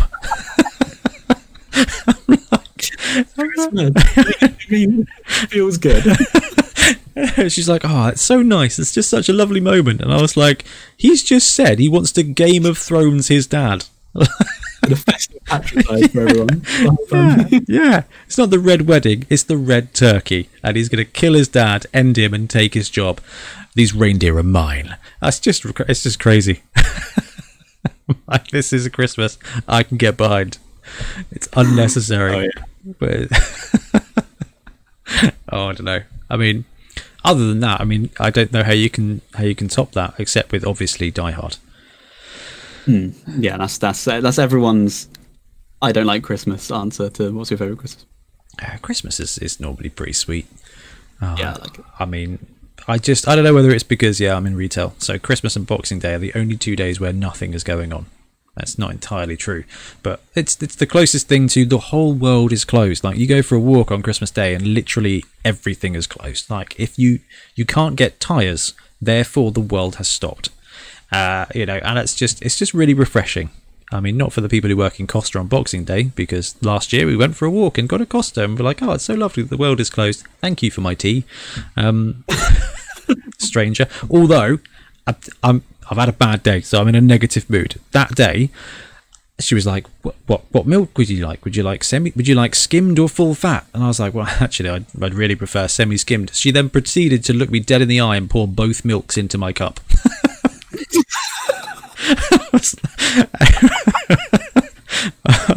I remember just being like, okay, this is fine. Like, Tiff's got her cinnamon Christmas chocolate, fizz bomb whiz banger, and I'm just there with this milky tea, and I'm like, Merry Christmas. But she looked me dead in the eye and did it, and I was like, oh. Science. I wasn't even being sarcastic. I was like, oh, I'm skimmed if you've got it. And she was just like, this must be the 75th time someone's asked me, so you're now getting both milks. I was like, all right, fine. But I was like a good little English boy. I drank my tea as we went for our Christmas break, our Boxing Day walk. Yeah, I was like, yeah. So I was like, I can't not drink it now. And Tiff's on a sugar high because all the sugar. Yeah. So I'm looking forward to doing that on Boxing Day. I'm going to bring my own milk. With a hip flask. Like, everyone's just going to think, like, just go over to the car, take the hip flask out, top up the drink. They're going to be like, ooh, watch him on the drive home. And there I am, just merrily trying to enjoy a cup of tea. Insane. Although, Tiff's other drink at the moment, she picked up Bailey's with chocolate. And she's been... that stuff is good. She's very good. Topping up all the hot chocolates with it. And squirty cream and sprinkles. It's just awesome. Constant tipsiness of December is where it's at. Yeah. That's what I'm now. Very good. Kid everyone. I'm gonna be cooking, so I'm gonna try not to be too drunk. I get to cook the Christmas dinner again, which is good. Although I don't know, you a fan of turkey? Love it. It's the best bit of the year. Yeah. The night Christmas turkey. Love it. It's a very cool event, and it's awesome to just I don't know. I like Christmas. It's the world stops. You may or may not see your family depending on what Boris says this year. No one's sure, so I think everyone's just going to do what they want and then be like, oh, my mistake. Yeah, I think. And then we're all going to have a lovely January indoors. It's quite funny. I kind of feel like the lockdown's kind of gone away now. Everything's switching back to normal. It feels like that, but it's not like that. No, I think. You know what I mean? Do you think it's because of the vaccine talk? Maybe. I think it's laxed a bit. Hard to say. It's hard to say. I just haven't been outside anyway, so I don't really know what the world is doing. Yeah. Like, I put some lights up, and that's about as close as I got to going the outside world. The closest I get is the walk from my front door to my garage door to go check on my printer, and then that's my outdoors for the week. Of the Breaking Bad effect. Yeah. Your neighbours must find it hilarious. Oh yeah, especially do we mention this on the podcast when like you come to pick stuff up and you're there just like a couple of meters from the door, hand you a little like Ziploc baggie, which actually just contains like a Croxicore or something. It was legitimately spaceships last time, and I was like, Ben, it looks like you're a drug dealer. Like, your neighbours must see you go to your house from your house wearing PPE, like pajamas and a mask and gloves. And then this guy his shirt and like tucked in trousers because he's just been like in an office. Ends up in his car the same guy. Yeah, the same dude distributing literal plastic crack. Yeah, it's not a good look. And then what made it worse was I was in this garage with doing some resin printing, and I always keep the garage door slightly ajar so you could probably see my feet, my legs. But I have to duck under to go under there because I just don't like people watching you. And like I usually go out to like boil the kettle and I heat like some boiling water to take off all the resin spots. Which is a top tip, by the way. Yeah, it's a really handy tip. Really good tip. But I always do that because I wear a face mask doing it for the fumes, and I wear nitrile gloves, blue gloves. And so I've just come out of my house holding this steaming pot with a face mask on, gloves, and I duck under my garage into this dimly lit thing in like pajamas as well. And one of my neighbours, who's lovely, he actually just ducks under he's walking his dog and he ducks under. He said, Ben, are you okay? And I say, oh yeah, it's fine. I'm just in my lab. For some reason, that was my response. So I didn't want to say like, he's quite old. He probably wouldn't understand 3D printing. So I just say, yeah, I'm just in my lab, and I'm just like, wait, not in that way. and I think I just leave it at that. He just nods and just like, oh, okay, you carry on. So I'm there. He's full assumption I'm in a lab that involves gloves and a mask and some steaming liquids. And he's got this guy who comes along every like couple of weeks to pick up a Ziploc bag and drop off a box. And yeah, it must be really, really disturbing. I haven't had the police come yet, but the best thing is that because you use methylated spirits, it's legitimately a meth lab.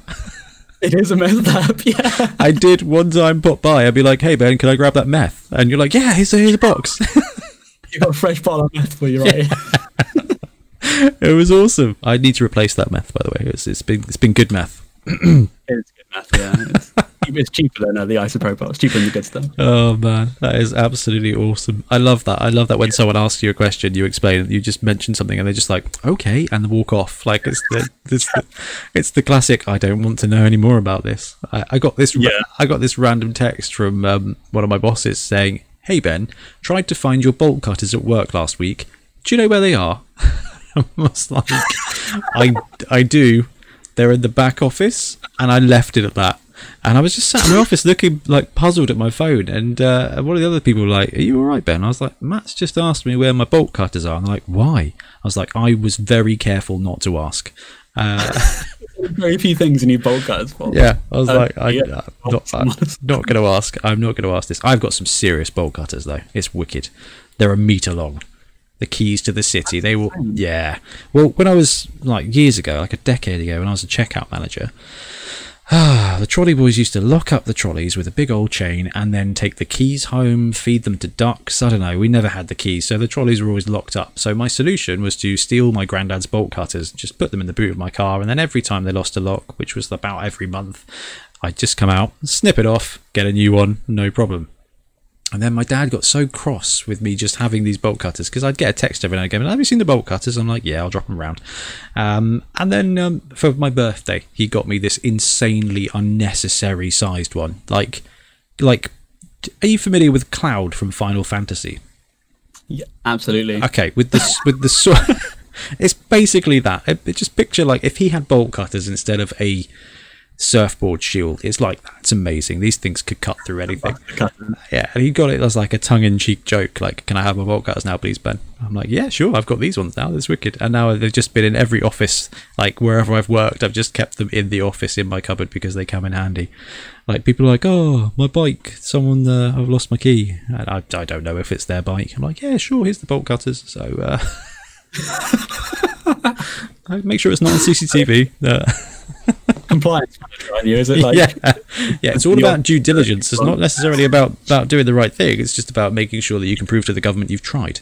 That is what due diligence is all about. It's about having that's can't imagine why I managed to get an extra job. I don't know, maybe they're just trying to get me out of compliance because I'm too much of a rogue. I don't know, I doubt it. Anyway, resin, I'm surprised you don't wear goggles with the chemicals and stuff. Like, you really should. Yeah, I sometimes do. I've got like my safety glasses on hand, and often I do. If I'm like shaking bottle, I tend to put it on, because there's like been horror stories of people where the lid wasn't quite on properly and they shake the bottle and it goes all over their face. Yeah, that's really bad. So I do sometimes. I got something in my eye the other week, and yeah, are you blind now? No, got away with it. Like I said, it'll be fine. Got away with it, but I don't know what it was. I think it was probably the methylated spirits, because I'm there like cleaning stuff away with a toothbrush. I'm like, dunk, dunk, dunk, brush, brush, and this inflammable solution is just spraying everywhere. And then I go upstairs and I'm like, "Oh man, my eye really hurts." And Tiff's like, "Where have you been?" I was like, "Oh, just in the lab." And she's like, "Oh, using chemicals in there?" I'm like, "Yeah." She's like, "Cool. Compliance manager again." Like, well, I have not done the COSH forms for this. My risk assessment would not pass because any kind of flame, and that's going up, which is lucky it's at the bottom of the garden. Not good for my neighbour. Yeah. Correct PPE. Yeah, I'm like, I've got my mask on, I've got my gloves on, and I'm like, I don't... I think I've missed a trick here. But then really after that, it's just a lab coat. Yeah, pretty much. I feel like I should get you one of those for Christmas, Ben. That would really top it off. That would be, I think, the thing that gets the boot. All right, that's it. The problem is, and I tried this at the beginning of the year to pick up a hazmat, they were all sold out. You could only get the really expensive ones. Like, I don't know, 4 or 5 years ago. Who needs a hazmat? I have a hazmat somewhere in storage. It's not technically a hazmat, it's an army one. Because, right, I have allergies, okay? So I'm in Christchurch, was when I lived in Burton. It's absolutely lovely. I lived opposite fields. It was wonderful. We had a nice front garden. It was like literally like the Shire with electricity. It just couldn't be better. Terrible internet, but it was nice. And obviously everyone I lived with was a million. So, you know, next door, everyone was just old ladies everywhere. And I have to clean up the garden, you know, as part of the tenancy agreement. You've got to make sure you got to keep everything flowered and everything. I didn't want to look like the homeless person, you know, the shameless one of the street. And I was like, well, if I go out and do these flowers, my face is going to swell up. I'm going to die. I'm going to be -1 to passing. It's going to be terrible. And so I was like, I've got a plan. I bought myself this hazmat thing from Amazon. It was absolutely wicked. And then I was out there doing my gardening in summer with this kit on, full-on kit. And yeah, my neighbour just popped out, looked at me, just did that thing that yours did, and just walked back in. She just looked at me, and I was like, allergies. And they were like, oh, okay, well, you be careful, and went back in again. I love your justification for this. You're like, yeah, I've got to do the flowers because I don't want to be the weird one. I don't want to be out on the road. So I bet it's my flowers. Oh, yeah, but in a hat because I don't want to be weird. Yeah, it's not like I sat out in the garden afterwards in my full hazmat with like a straw and a drink. Like, I should have done that, but anyway. So obviously, when this all happened, I was like, well, it might be useful to get hazmat. This could come in handy, and they were all sold out. It's very sad. I went to like the whole buy again thing on Amazon. And they were like, we know not to stock this product. And I was like, oh, this is very sad. Like, that would have been great to just. I've got to wear a mask at work. Hold my hazmat. They're really set an example. I know, compliance. Yeah. Anyway, I have rambled on far too much about stuff. We should probably should we talk about some Blood Bowl? Yeah, let's talk about some Blood Bowl. So we have covered the rerolls. We talked about that in news. I feel like, I mean, let's just go straight into rerolls. But was there anything else we didn't really touch on that you think is worth going over? I think we kind of covered it. Yeah, I think we kind of covered it. What about you? Is there anything you're thinking of? Definitely covered what I thought got better, which is like loner and stuff like that, because you get the opportunity to roll, you know, to re-roll 2 different dice. Team builds, you know what? I've been thinking about it while we've been chatting about nonsense. I don't think team builds are going to change. I think they should, but I just don't think it's going to happen. And the reason for that is because there's that classic thing that we talked about on the podcast a while ago, which is TVOP, so team value on pitch. The better the players you have, the less chance you really need a reroll. So having a guy with dodge, having a guy with catch, you know, is going to mean that you already get that. So if you can spend the cash you would spend on a reroll on a player that doesn't need it, you know, look at the halfling catcher. Having the halfling catcher there to receive the ball to be the stretch play, that's one less reroll you need. And I don't think it's going to change. I think there may be some builds, and actually, you know what, I tell you what, I joked about it with the gutter runner. Like, no one's going to drop a gutter runner and take an extra reroll, but actually now you might see a 2 gutter runner starter build like the box that comes with the 4th reroll. Yeah, because actually you can win fine with 2 gutter runners, and you know, having that 4th reroll is really great. And then because you're scoring, because you've got a gutter runner, you're going to get 2 touchdowns per game. You know, that's going to be what, 40, 50k every other game. You pick up a gutter runner, you ignore the linemen, let them die, get journeyman, no problem at all. That's just Skaven life, yo. And yeah, maybe that's what we'll see, is like one less multiple of position, or maybe human teams with, I was going to say with 3 blitzers instead of 4, but you wouldn't do it. Would you do it? I know what you mean. It's like block is better than a reroll, right? I think so. I really think so. But then in a league, you know, it's cheaper to buy a blitzer than it is to buy a reroll, and the reroll can affect everybody. It's going to be interesting to see. I really don't think we're going to see team builds change, like the default team build, like every team's got the build, hasn't it? Really, you know, some teams you get options. Like Skaven's a great one. You get the option of the Rat Ogre and no Gutter Runners, or Gutter Runners and no Rat Ogre. It's kind of like, which kind of Skaven coach do you want to be? Humans, generally speaking, has the same lineup, except there is the Ogre build or there is the no Ogre build. I don't think we're going to see the billion reroll build, because you lose your team's identity, and like it may be better technically in the long run for you to start with 6 rerolls and then build a team around the rerolls, but it's just gonna be rubbish for 8 games while you're building up your team. Like, I don't. As it depends on the other teams in the league as well. Like, if every team is going for the high reroll build, it might be all right. But then it's just going to be the same anyway, isn't it? Same level playing field. That's it. I just think there's going to be a load of coaches that are like, yeah, last season I ran this and it worked out pretty well, and now I'm running this, and why have you got no Black Orcs? Like, what's wrong with you? And and you're going to be like, yeah, but I got 2 extra rerolls. I got 5 rerolls on my team, no Black Orcs. He's like, cool, 2 die block this guy. Yeah. And I don't know if that's optimal. So, guys out there, if you are still listening to this, please let us know what you think about rerolls, whether it is going to be drop 2 positionals, take 1 extra reroll now for leagues, and tournaments. I just don't know. I don't know. It's going to be interesting to find out. Cool. Okay, so if we're going to skip that topic, that means we're going straight into redrafting now? Yep. Fantastic. We will be back in a moment. And we are back. So we're going to be talking about redrafting, and the reason we're going to talk about redrafting as its own thing is because we've talked through skills and SPPs, and we've talked through random skills, and we've got loads of videos about how to skill up your team, how to develop your teams and stuff like that. And a lot of people have commented saying, guys, you are missing the biggest thing here about random skills is that you drop the TV, and when you come to do the redrafting, it's going to make it way easier for you to retain your players. Now, a lot of that is a view of actually how the world's going to be when we get BB3, because it is a lot easier to farm players and take the randoms until you're okay online than it is on tabletop. But we thought, actually, you know, we've not had a proper look at the redrafting. So what we're going to do is we're going to look at how the redrafting works. We are then going to look at our last Blood Bowl season to give some examples of how it would work, and what the teams would look like sort of before and after based on win records and things. And then we're just going to think about actually whether it is worth, or how much energy it is worth focusing on developing your team specifically to get the redrafting in, and maybe some better ways. So if you turn to page 99 of your textbook, you will see, hey, Ben's got it there, brilliant.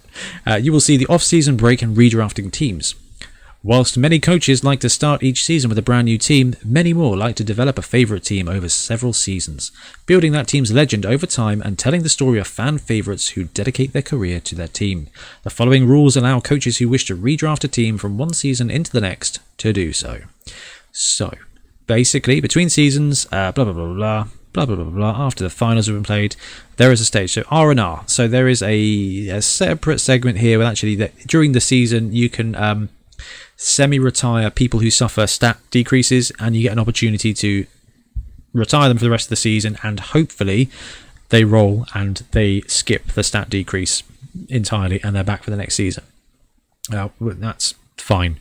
Raise funds. This is the bit that gets interesting. So the way a redraft works, and it was in Death Zone Season 1 last time round, basically you get to the end of a season, each team gets an amount of cash, and then it goes and buys a new team, but you are allowed to buy your old players back, and some other things carry over. It's very similar this time. So raise funds. When redrafting, each team gets a redrafting budget of 1 million. So your new teams are 1 million, your old teams are 1 million. This represents money doled out by the league, the team's sponsors, fan clubs and generous patrons. A team that is redrafting then adds this to anything they have left in their treasury from the previous season. Weirdly, it says after this the treasury is emptied, blah, blah, blah, blah. So you keep your gold that your team had. So if you've got 100 in your kitty, you start with 1.1 million. Then you get bonuses, and this is the bit that was contentious in the last season, to the point that actually our league sacked it right off. Raising funds. So 20k for each game played, friendly and league fixtures. plus 20k for a win, plus 10k for a draw. And there's a really interesting little bit here that says league commissioners may at their own discretion place a cap of 1.3 of 1300,000 gold pieces on the redraft budget, so that no team starts with too obvious an advantage. So I think this is actually simpler than the last time round, because I think the last time round was you got extra points for casualties, extra points for touchdowns and things like that, which was essentially, in a board game term, win more. There was a lot of win more strategy, and all it did was penalise those teams who did well already. The idea is you do well, you win more money. You win more money, then you go into the next season with more money. And then you get more money on top of that, which was absolutely baffling. So we did it for one season, and it was awful. I had my Skaven team, and I lost, basically. I lost the kicker, because the kicker always goes. Yeah, this other guy who had an ogre team, had an orc team, basically lost a good troll. And it was just horrific. First of all, Ben, what are your thoughts on the whole redrafting situation? So I've not because, like you say, you sort of sacked it as I joined Wobble. Yeah, so I've never really experienced that. Coming at the end of season 3, and then your first season was 4, I suppose. Yeah, which would have been High Elves. Yeah, I think I came in at the end of Goblins and then started with High Elves in season 4. Yep. So yeah, I didn't really suffer this redraft thing, and I think naturally I'm sort of a coach who I kind of like to do a new one every time. But that's just because I have hobby ADHD and just like to jump from one thing to the next. And so maybe this wouldn't affect me too much, but I can see really why. Like, I mean, I started as a new coach. My team's 1 million, and because I was playing in a league, like you say, at the end of Wobble 3. Where these teams are pretty developed, so you're playing against like 1400 TV Orc teams and stuff like that, and when you're coming in with a fresh team of 1 million, playing against something which is 300k up, this is basically what this is, right? So you're going to have new coaches starting with 1 million who didn't get any stuff from redrafting against experienced teams from day one, which is never really a fair matchup. Inducements don't really cover it. They've got better. Now the star players now have got cheaper and more powerful. But it's still not the same thing. You're exactly right. Yeah. Like within 100k, probably fine. Yeah. Yes. So what we're going to do now is we're going to have a quick look at some of the teams we had in Wobble 4. Come on, Google Sheets, you can do it. So this is going back in the Wayback Machine. We'll have a look at some of the teams that, I don't know, randomly are yellow. I think they were the green. I think they're the teams that carried over or may have made it to the playoffs. Definitely didn't make it to the playoffs. Sorry, Craig. Okay, so let's start. Yeah, it's the Reservoir Frogs, his Slan team. We're 1 and 3 with them. So we have a variable structure. We have an open format where a coach gets. We have 3 months basically for a regular season where coaches can come and play up to 8 ranked games. You can have a friendly in between, but the spreadsheet only tracks ranked games. And we do it like that because actually it means you don't have to come every week. You can dip in, and those coaches that can come every week get to run 2 teams, and it works out really well. It's worked out really well for us. It's not perfect, but it's probably the best way we've found to get it working so far. So let's go for my Neverbay Nightmares. So this is my Totes OP Skaven team. In this season I went 8 and 1 because I perfect seasoned into the playoffs and then lost, which was sad. But you know, these things happen. I think I lost to this was the season that I went 7 and 0, still got in because I scored enough points, then played Milton over the course of 2 weeks, yes. Beat his Orcs and then lost to Lewis in the final, which Tiff came to witness actually, which was a bit sad. So I was like, I'm finally going to win the league championship. Anyway, so my Skaven team played 9 games. So the way the rulebook it says is league and friendlies. So we'll skip friendlies for this because friendlies, I don't know, the way you work them in your league, I don't know how well that works because it is massively open. We'll come back to friendlies, you know. So Neverbay Nightmares, let's say 9 games. So what was that, Ben? That was 20k per game? Yeah. 20k. So let's get 20k per game plus 20 for week 1. Okay, and okay, so that would be 40 times 8 plus 20. So 340 for that. Plus I would have carried over my treasury. It's a Skaven team. I never had great treasury, so it would have probably been about 60k tops. Let's add 60k. So I would have got 1.4. Plus, I believe your fan factor carries over as well, Ben. If you've still got the book open. I do have the book open. I don't want to change the screen because I've got the sweet spreadsheet up. I would assume so. That might be on the redraft bit. Yeah, assistant coaches and cheerleaders may be carried over. Oh, well, fan factor is different now, isn't it? Yeah. And to be fair, fan factor doesn't actually apply to your team value, so which would have been great because my Skaven team had 11 fan factor. So yeah, really buffed it up, didn't it? It was a good year. Let's put it that way. So I would have been redrafting at about 1.4 million. My team at the end of that season was 1810. Okay, so I would have had to lose 300. And the reason it's 300, not 410, is because 110k of that was fan factor. So I would have had to lose 300k's worth of players. That's not bad.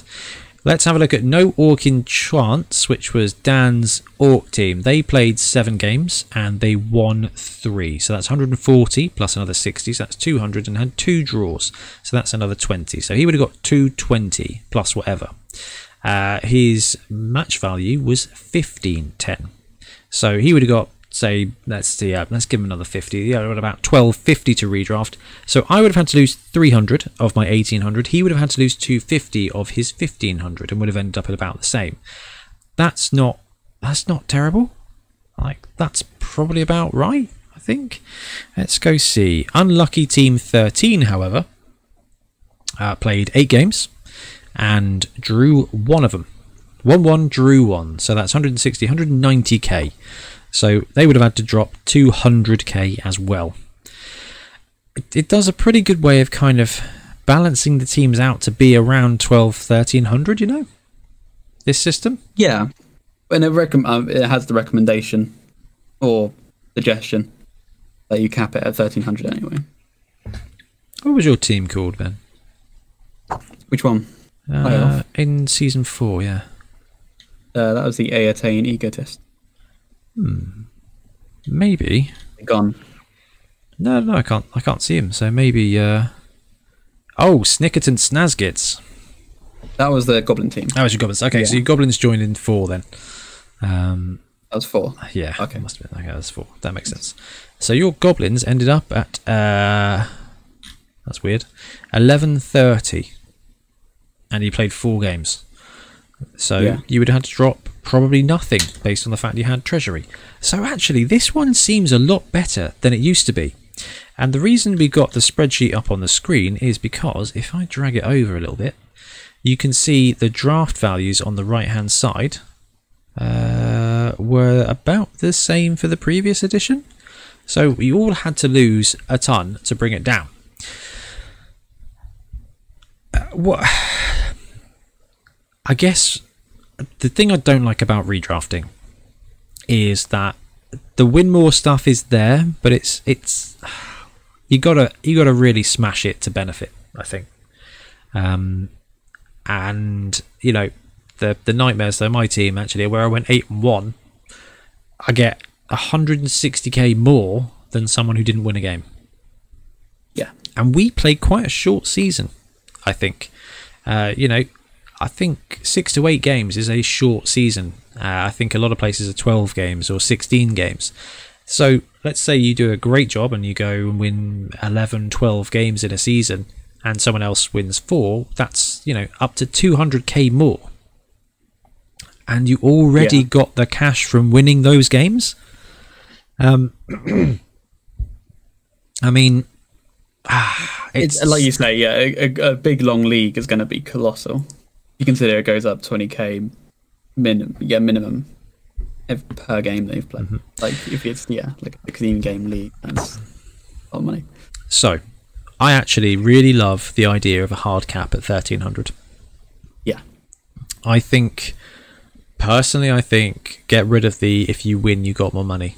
I think it's just about games played, and you have a cap set for your league on the amount of games.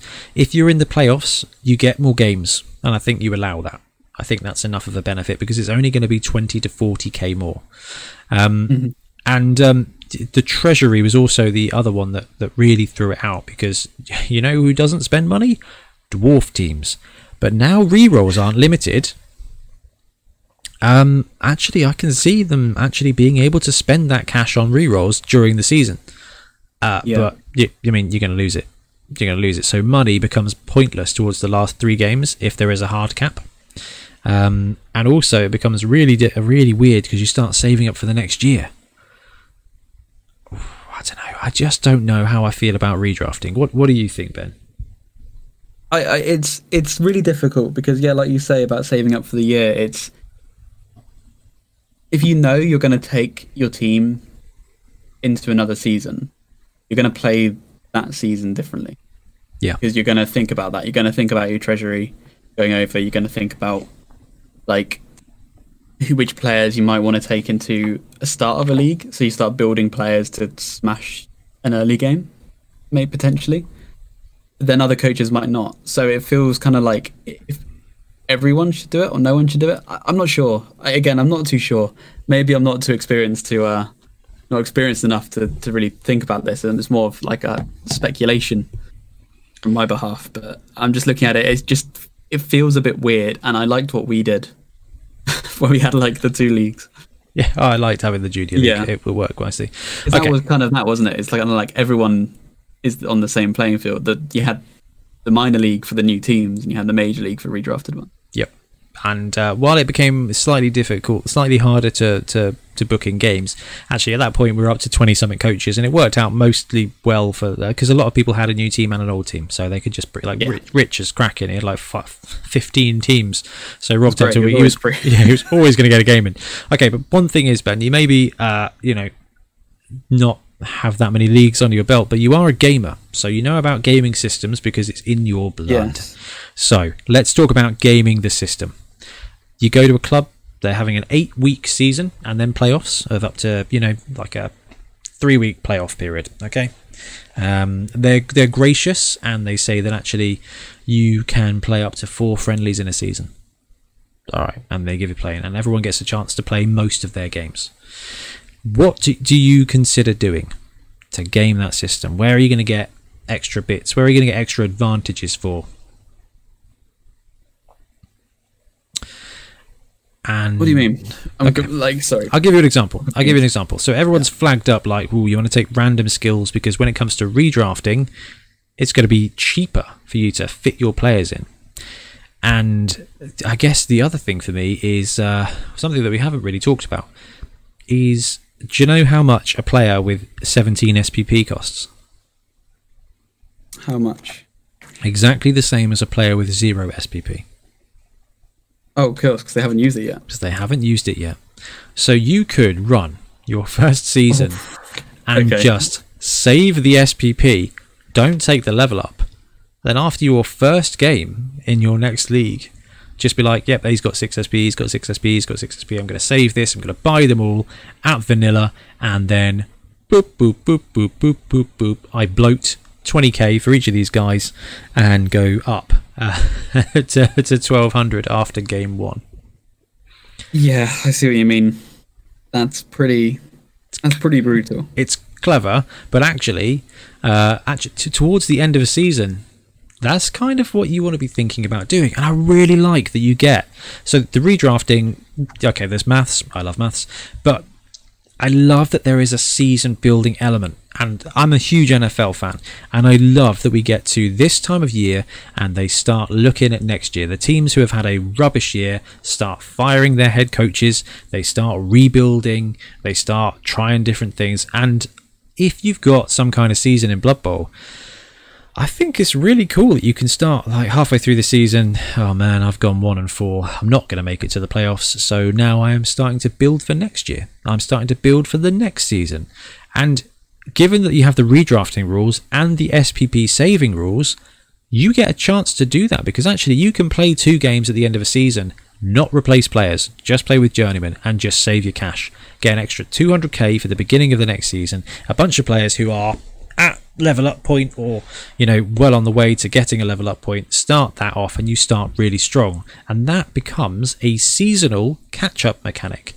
And I think that can be really, really good. I like the theme of that a lot, actually. Like, and this is slightly foreshadowing to a segment, but one of the short story entries kind of covered this.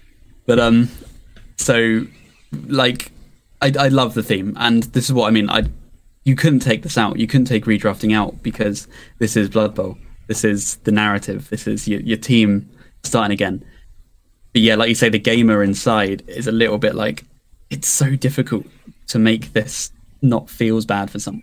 Yeah. Because either it feels bad for the person doesn't get their team again, or it feels bad for a new player. So less about gaming the system, more to I couldn't think about how to game this any more than that, unless you have any other suggestions. I'm just struggling to think about the gamey side. I've got suggestions for improving it, but okay, so gaming, saving your SPP, saving a cash towards the end of a season as well is probably the two biggest things, except if your league has an open play format for friendlies. Those guys who come every week versus the guys who can only come every other week because they've got kids are just going to start the next season with probably about 60k a month more. And on the one hand, you want to reward players for playing, but on the other, it becomes really difficult from so I can only play every other week, which is enough to get my league games in, but I'm missing out on friendlies, and that means that everybody else is absolutely farming the games in. And it becomes difficult because then you kind of develop into two different groups of players, and then you end up with someone coming in who's playing their 4th game versus someone who's playing their 14th. James, Dwarf Lord James from our club, is really good at this. Beginning of a season, he will get 6 to 7 of his games in within 6 to 7 weeks. And you may come in and you may be playing your 3rd game in month 2, and he's already on game 6. And let me tell you, that gives a significant edge when it comes to SPPs. So it's just an interesting balancing mechanic. That's got nothing to do with redrafting and more to do with our league fixture. Like a lot of places are like, you're playing this person, you got to play once against everybody in this order. But even that's difficult to organise. It's really we binned that as well because it just became too tricky. Anyway, on to improvements and things. Ben, what have you got for us? So we kind of thought about this anyway, like regardless of the redraft, and that's new teams giving them a big injection at the start. Mm-hmm. So just saying like, here you have like what suggest like maybe like 6 SPP you can dole out. Yeah. I think you could potentially do this and then have a newcomer bonus.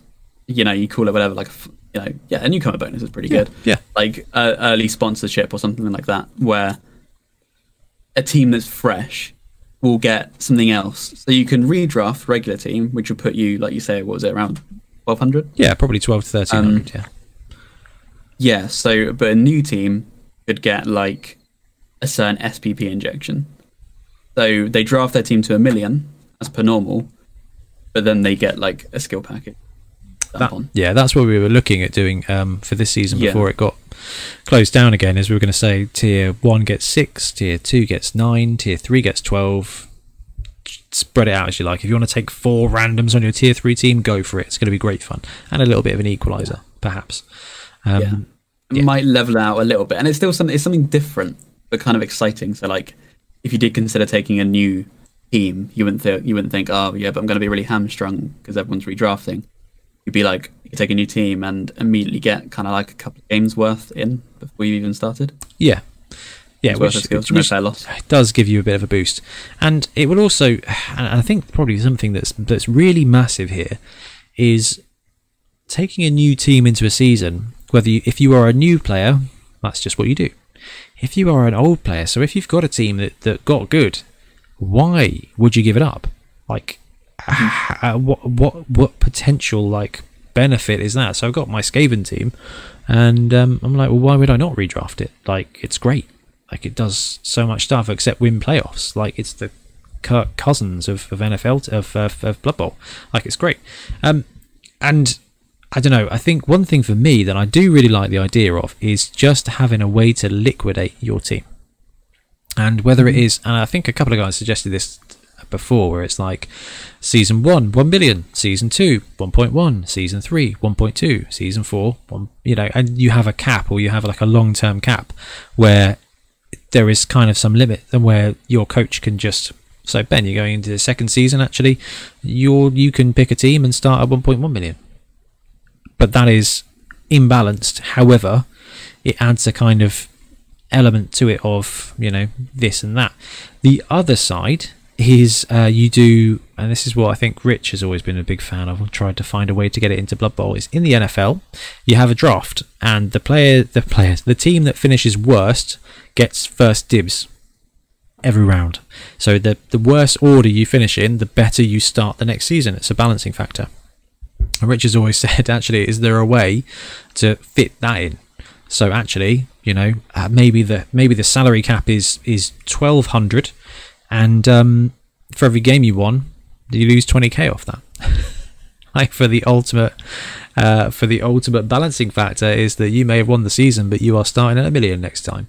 I think at that point you need, because this is kind of like, this book is, and this game is kind of just designed, you play this game, and your victory, your prize is winning the game. Yes. Like, you may need to have some kind of incentive, because that is like, you win the game and you now lose the next season because you won. Yeah. Which kind of, where's the incentive? So maybe your league could organise some kind of external prize to winning, be it a trophy or an actual prize or something like that.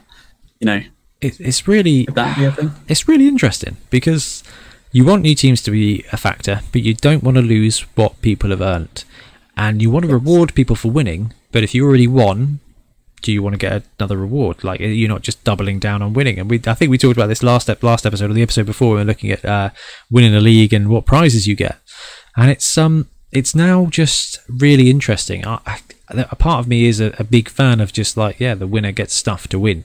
Like, you get. I am a big fan of skills. I actually think giving a player a skill or a stat up or something special like that is probably the best way to reward winning, because it has on-game effects that actually you can only achieve by doing this. I think that's straight out of like what happened to Eldril Sidewinder.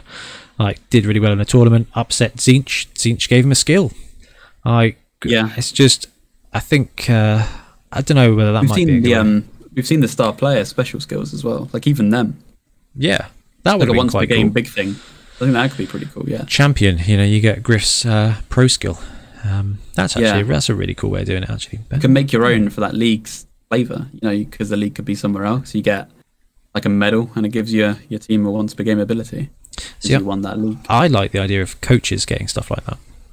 Yeah, that's what I mean. The coach has that award, and the coach can use it on his team. Yeah, that's quite cool. Right. Drafting wise, we've talked about it. We've given some examples. I think it's probably going to be fine, and I think it's probably going to be good. And as long as you go into the league knowing exactly what the outcome is going to be, if you want to run your team a second chance, then you get to week 4. You're halfway through the season. Your team's doing garbage. Do you sack it off, bring on a new team now, and start brewing up for next season, or do you stick out with your team and plan for next season? And that definitely does. I think you have to make that a point of your league and say, and I think when we start up with Wobble Ben, assuming the world is calmer and we can do it, I think predefined seasonal timetables will be a massive part of what we do. We will probably say this month regular season, up to 8 games. Then it's playoffs, which is our month off. So if you're in the playoffs, you're playing to win. If you're not in the playoffs, you're probably playing a different game. Like, actually, here's your month. Play some AOS, play some Underworlds. We'll do the playoffs, and then the season starts at this point. So actually, your players can go into month 3 if they're having a garbage time. They can toodle off, play something else, or they can start brewing up next season's team, or they can get the friendlies. I think making it clear the timetable will probably help, and I think that's what we'll do. 3 seasons a year, 3 months of regular, 1 month of finals, and kind of just have it set so people know what's going on, so they can plan and have that structure. I like that. Cool. Right, let's wrap this one up and go into the story competition.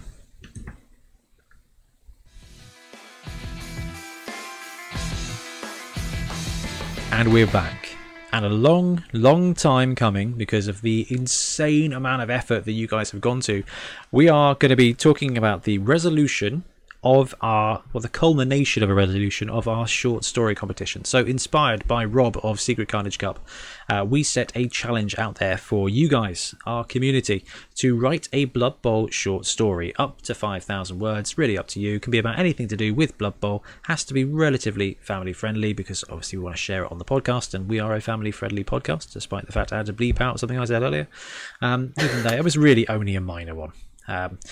Anyway, we had, I think, about 30 submissions in the end because we had more come in. And it was on the way to, it was 50-something thousand words, which was a phenomenal effort. And I've got to say that the quality was brilliant. It was really, really, really hard to pick. So hard. Like our favourites, even like the ones that made it. So we've got a short list, but we could add so many more to this because it was so tight. It was so difficult to differentiate between which ones I liked best. It all came down to I reread them and just thought, I think this one, I can imagine this more. It's ever so slightly more. It's so close though. So the writing style of some of these was fantastic. The story of loads of these was really good, and the narrative that you guys just smashed out of the park and hit Blood Bowl. And Ben is right. We've got a short list, but while we said there is going to be one champion, and that champion will work with us to get a fancy custom Maelstrom gaming mat. Basically, Ben and I we've picked 3 each, okay, and we are going to send them off to Andy Hall, the Black Library author, who will pick a final winner. Now, whoever doesn't win out of those top 6 will win some Bonehead stuff. So probably, it's just we'll hook you up with some decent loot. But there is more. Basically, the stories were so good, we want to share them. We want to share them all. So what we are going to do, and we said we would do at least an audio version of the final winner. This is coming out on Saturday the 12th. Is that right? Yeah, come on, calendar. There we go. Saturday the 12th. Every day from the 13th up until Christmas Eve, we are going to release one short story narrated every single day. And then on Christmas Day, we are going to drop to you guys on our website and through our social medias the PDF with all of the competitions. Now, I am going to get in contact with everybody who submitted just to check they're okay. That's why we're setting the deadline for this one for Christmas Day, because I don't want someone to... I just don't want to make someone uncomfortable. So that gives me 2 weeks to track down everybody and make sure they're okay with us sharing the story. If they are, then it will go out in a PDF on Christmas Day. So every day you're going to get a Blood Bowl story written by one of our listeners, and then on Christmas Day you are going to get 50,000+ words worth of Blood Bowl stuff. So you wake up in the morning, you open your presents, you look after the kids, you have your lunch, and you chill out, and you actually just get to chill out and read some Blood Bowl short stories that you will have never read before. You may have heard from a narration, but that's what we're going to do with this prize. And guys, the reason it's taken so long is because the volume and the quality has been just so much better than I thought. I legit thought we were going to get 8 people write cool stories, and there'd be one really well written one, and the rest of them, would have been close. But we ended up with so many A's and A+, and there's so many stories here that we want to share that we just cannot limit it. And I'm going to be honest with you, limiting it just to 12 audio versions I may end up going over that. Ben's probably going to do some as well. No guarantees, but quite potentially, because they are so cool, and we are a podcast and a YouTube channel, and we want to share it with you. And while we can share a PDF on Christmas Day, they're so cool. The work that's gone into it is amazing. Now, then, what we're going to do is we're just going to talk through our top 3 one at a time, and just give a little breakdown of what the story is about, what we liked about it, and then so Ben, hit us with your first one. Okay, first on my shortlist is Life on the Line. Now, this is an awesome story by Alden Tank, so thank you for submitting this. I really like this one just because it just felt really like evocative and emotive. So the general gist is it is following a player throughout like the day of Blood Bowl. It says it's an extract from Life on the Line, a memoir by Johanna Schmidt. So you've got this player, and it's written like a memoir. So it starts off, it's like the sun was high in the sky, and then halfway through it's like the middle of the day, the evening. But it just goes through like kind of their emotion. I think one of my notes here, I said, it reads like a wartime book. Because it's like this was the morning of the battle, and then this is like the peak of the battle, and at the end, like this player has to deal with like the fans and their attitude towards the fans. And I don't know, it just felt like proper.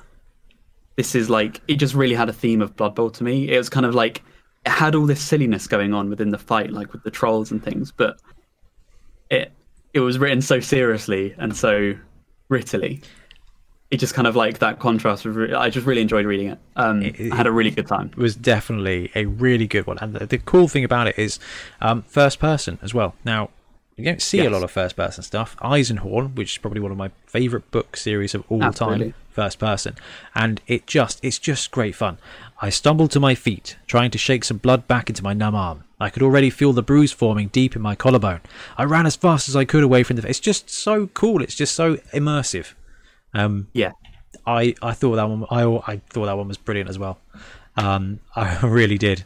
And I'm going to go into one of my ones, Ben, which I think you also picked up on, which is not surprising. This one was James Farrell, Bitten. I loved this one. So, short story long, or I don't know, long story short. But it's Bitten. The dude gets bitten by a thing. I'm going to let you figure out the rest and listen to it and and read it. But it was immersive. It was cleverly written. The story that it told, you kind of like, yeah, fine. He wakes up. He's like, he got up slowly, letting his brain settle itself at whatever pace it needed to. And it's just like he's getting up. He doesn't know what's going on. He's like, what's happening? You know, it really like put you in the player's shoes, kind of similarly to what we had with Life on the Line. It was really interesting to see the story unfold from that player's perspective, and for a short story, it had a lot of development. I think it was it really did, really impressive. I have to read my favourite line. Where is it here? There is a tree man on the pitch. Alfredo found himself walking towards the wooden creature, the clouds appearing at the edges of his vision again. He shuffled his legs, adjusting his armour as he walked. He knew what he needed to do, though part of his brain was fighting it. He opened his trousers and let a stream rush free, and then... So, extra points for the old school reference here to werewolves needing to they got distracted by tree men that had to go and mark their territory. And the fact that was in there, it was just amazing as well. So it was just excellent. I didn't, when I read that, I was just thought, what? And you'll see when you read the story. Oh, so good. All right, Ben, let's have another one for you. Let's have another one. My next one is Toby's Touchdown. I thought it would be this. Yes. This was really clever. So this was by Stuart Shelley, so thank you. The main reason I like this one was what I've got on my notes. The fantastic characters. So within this story, you just had, it started off with Bob and Jim having their announcement. There was like you'd see in like the bike or in the video games, having their conversation, and that links directly to it. Kind of like, I could imagine it in like a show where the camera switches the perspective of the dugout and you see these players they were just describing interact with each other, and you had some great lines like halfling Toby, the titular character, goes to the ogre who just threw him and just like, yeah, great throw. What's that you're eating? He's like, donkey. And he tries a bit. He's like, could use a bit more time. And he's like, I left it out all night. And I just thought that was a great line. But it's just, he introduced a few characters but so well that you knew the characters. And I think this is what I was saying with the earlier, what was it we were talking about, redrafting, saying you're going to keep your players the new league. Like that theme is kind of within this story as well, where you have this really big-headed character, and they're just like, "Sorry, you're not gonna play," and he's just like, "What?" He's like, "Well, we need you alive." So yeah, we had stuff like that, which I just think was really cool. So thank you. That was a really great one, and I mean, I knew I was going to like it when I opened up with people in order of speaking part. I was like, "Ooh, someone's put some it's effort." Like a play. Yeah. I was like, enter scene left. Thought it was very, very cool as well. So less show notes. Done that one. This one we'll go with all the white moves, which was Adam Hetterick. I really liked this one to the point where I recorded it. It was one of the first ones I recorded. And this was just a really clever look at undead teams and how necromancers, I'm going to say, coach them. When, you know, I thought it was really clever. Basically, the story is set where the necromancer keeps moving his body and his consciousness to take over his players and encourage them to do stuff. It's just, there's a bit in it which made me think of Skrull Half-Height. Because the new miniature has got an arm with a ball on, and no, don't want to spoiler alert, but that's definitely something that can occur on an undead team. I thought it was brilliant. It was really brilliantly written. It was kind of chill, but well developed. Told the story. You got into the mind of the necromancer, who was getting into the mind of all of his players, and it was a great read. It was a great one to read, and I just really liked this one. Yeah, I agree with you. I think, again, and it's kind of a similar theme with a lot of these, and that's what I was saying, which kind of what it really came down to in like picking them with how kind of how it sort of spurred my imagination. And yeah, like you say, the idea of the necromancer literally kind of playing his team. Like he was the only player, kind of like controlling the team on the pitch. I just think was just super cool. I said I also read like awesome use of tabletop skills in the story. Oh yeah, I got that as well. I was like, and the Black Orc fell over and was stunned. I'm like, fell over stunned, and I was like, oh, I should have rolled higher. Yeah, I like that as well. Okay, Ben, your final choice for the top six. My final pick was New Season Shakedown by James Fultram.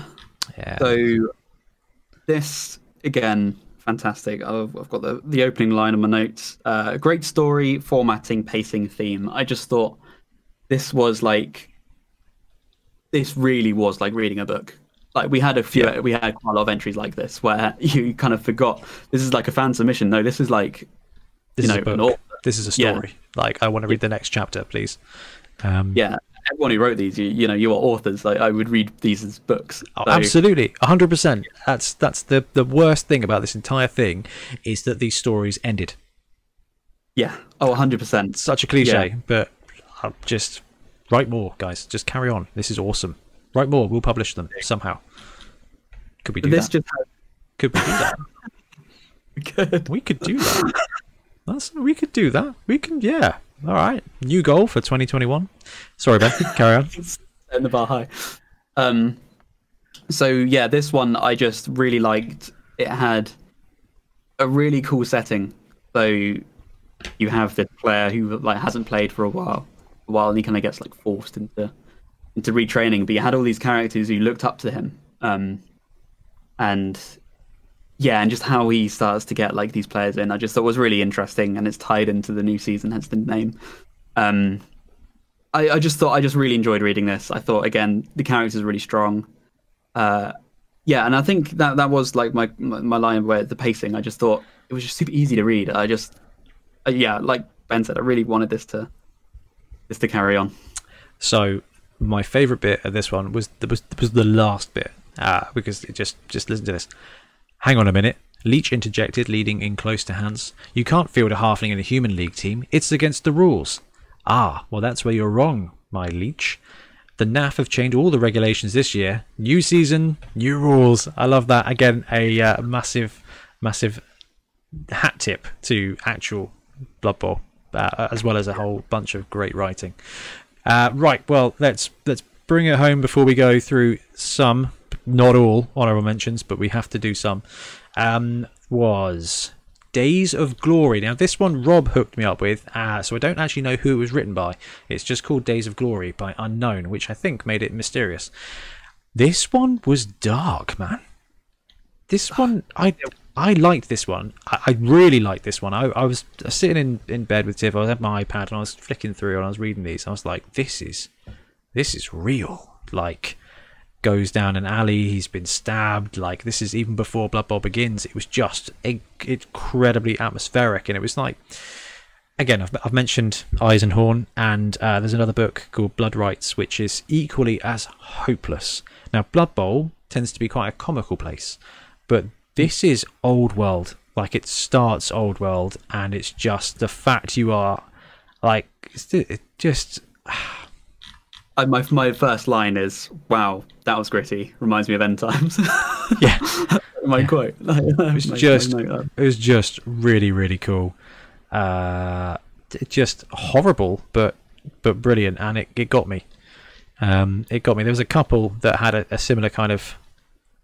But this is some of this is just absolutely delicious. I haven't done an audio reading of this one yet, but I'm really looking forward to it. I agree. It's we, like you say, we had quite a lot of entry, more than I was expecting to follow this. Like, I was anticipating a lot of them to be like about the game, but this was a really good example of the stories we had, which was the life outside of the game. Yeah, how, like, what happens off the pitch, which I think is really intriguing. This really did it, and it's a good contrast to the silliness off the pitch as well, like what you said. Oh man, it's just awesome. Like, this bit here, this was the bit where I was like, oh. Long have I waited, brother, said the stranger. His voice rasped slightly, like it had been hallowed by age. Not to hear your tales, the stranger continued as he narrowed the gap between them, but to help you write them anew. Basically, this guy's been stabbed, he's bleeding out, and he bumps into somebody that wants to start his career. Like, it's just awesome. I was like, all het up at this. I want to give an honourable mention to literally everybody. This is why we're going to put the PDF out. This is why we're doing more stories than just these 6. It was so incredibly close, and there were so many that just went a unique route. And I know it sounds like a massive cop out, but there's just some absolutely awesome ones that I've already jumped in and done audiobooks. We go Craig Nash one more time. Love this one so much. It's basically Varag going in. He's thinking about retiring. Finds out by Mandy Piewhistle that Zug is playing on the other side, and Varag just loses his gear. It's just wicked. Like, I enjoyed doing that one. I enjoyed doing the voices, so that'll probably be one of the first ones that I drop, because it was just wicked to get Varag and Zug on the pitch, and just, I don't know, it was just so Blood Bowl. Like, Varag losing it with Mandy Piewhistle when she embattled, like, just Velements? What Velements? No one told me about no Velements. It's just like, and he starts screaming at his agent. It's just so good. I wrote down there, this felt like a video game cutscene or a movie trailer. Yeah, 100%. We've got to give a shout out to Ian Warhammer, who did a great little Carla Von Kill one as well. That one was the one I used to test some audio stuff. I know I've already sent that to you guys, Ben. I enjoyed reading that. That was cool. It had a very... carry on. I was going to say, it had a very AON feel at the end of that one. But anyway, sorry, man. Go for it. I was going to say my personal honourable mention. From my behalf, I want to shout out Douglas and Graham Samuels. Yes. With Born, they submitted cover art for their story. They had done a lovely drawing. It was goblins versus Skaven, clashing under the surface, which you can imagine how that probably goes. But I just thought that art was really cool, and it really helped visualize the carnage. I really enjoyed that. It was just awesome. So, Matthew Lepore, Edward Green, Adam Norton, Adam James Price, David Cartwright, Trolls, D&G Samuels, Nathan Woods, James Farrell, Olden Tank, Stuart Shelley, Unknown, Adam Hetterick, Craig Nash, Ian Hannam, Mick Thompson, James Farrell, James Fultram, Nathan Woods, Pat Fogarty, Lee Harvey. Love it. Like, more, please. Thank you, everyone. If I need to find, we need to find a way to get more and more regularly. And Ben suggesting that we publish them next year is something that I think that was your suggestion, actually. I don't hold me to that. let's go to the tape. Remember, I do the editing. No, it's just awesome. There's not enough Blood Bowl fiction, and this is great. So I cannot wait to share this with you. This will be a great little thing to come out of Christmas, and those few that we mentioned, be aware your stories are being sent to a blank library author to review and to pick somebody to win £100 worth of mat, and the rest of you're going to get stuff anyway. So amazing job, everybody. Ben, I could gush about these forever. Is there anything you want to say before we wrap this episode up? Just another thank you. This was really, really fun. Really, really was. This was just so above and beyond what we. Really huge thank you. It destroyed it. It destroyed what we expected, and we weren't prepared. And that's why it's taken us so long. So sorry about keeping you guys waiting, but it's going to land at Christmas and it's going to be great fun, and hopefully you're all going to enjoy it and it's going to be worth the wait. And then we kind of start thinking about what we want to do next, which is very exciting. Anyway, talking about what we're going to do next, I imagine that's bedtime because it is quite late. So Ben, thank you ever so much for spending several hours talking almost Blood Bowl with me. No, thank you. It's always a pleasure. That's good. It's good to hang out and catch up. Guys, thank you very much for listening. Thank you very much for watching. Don't forget to check YouTube. We generally have content released every day. So if you are bored and you want to spend 10-15 minutes listening to one of us harp on about Blood Bowl, then we are definitely the place for you to go. However, that is going to wrap it up for today. Thank you very much for joining us, and we will see you again soon. Ta-ra. Bye-bye.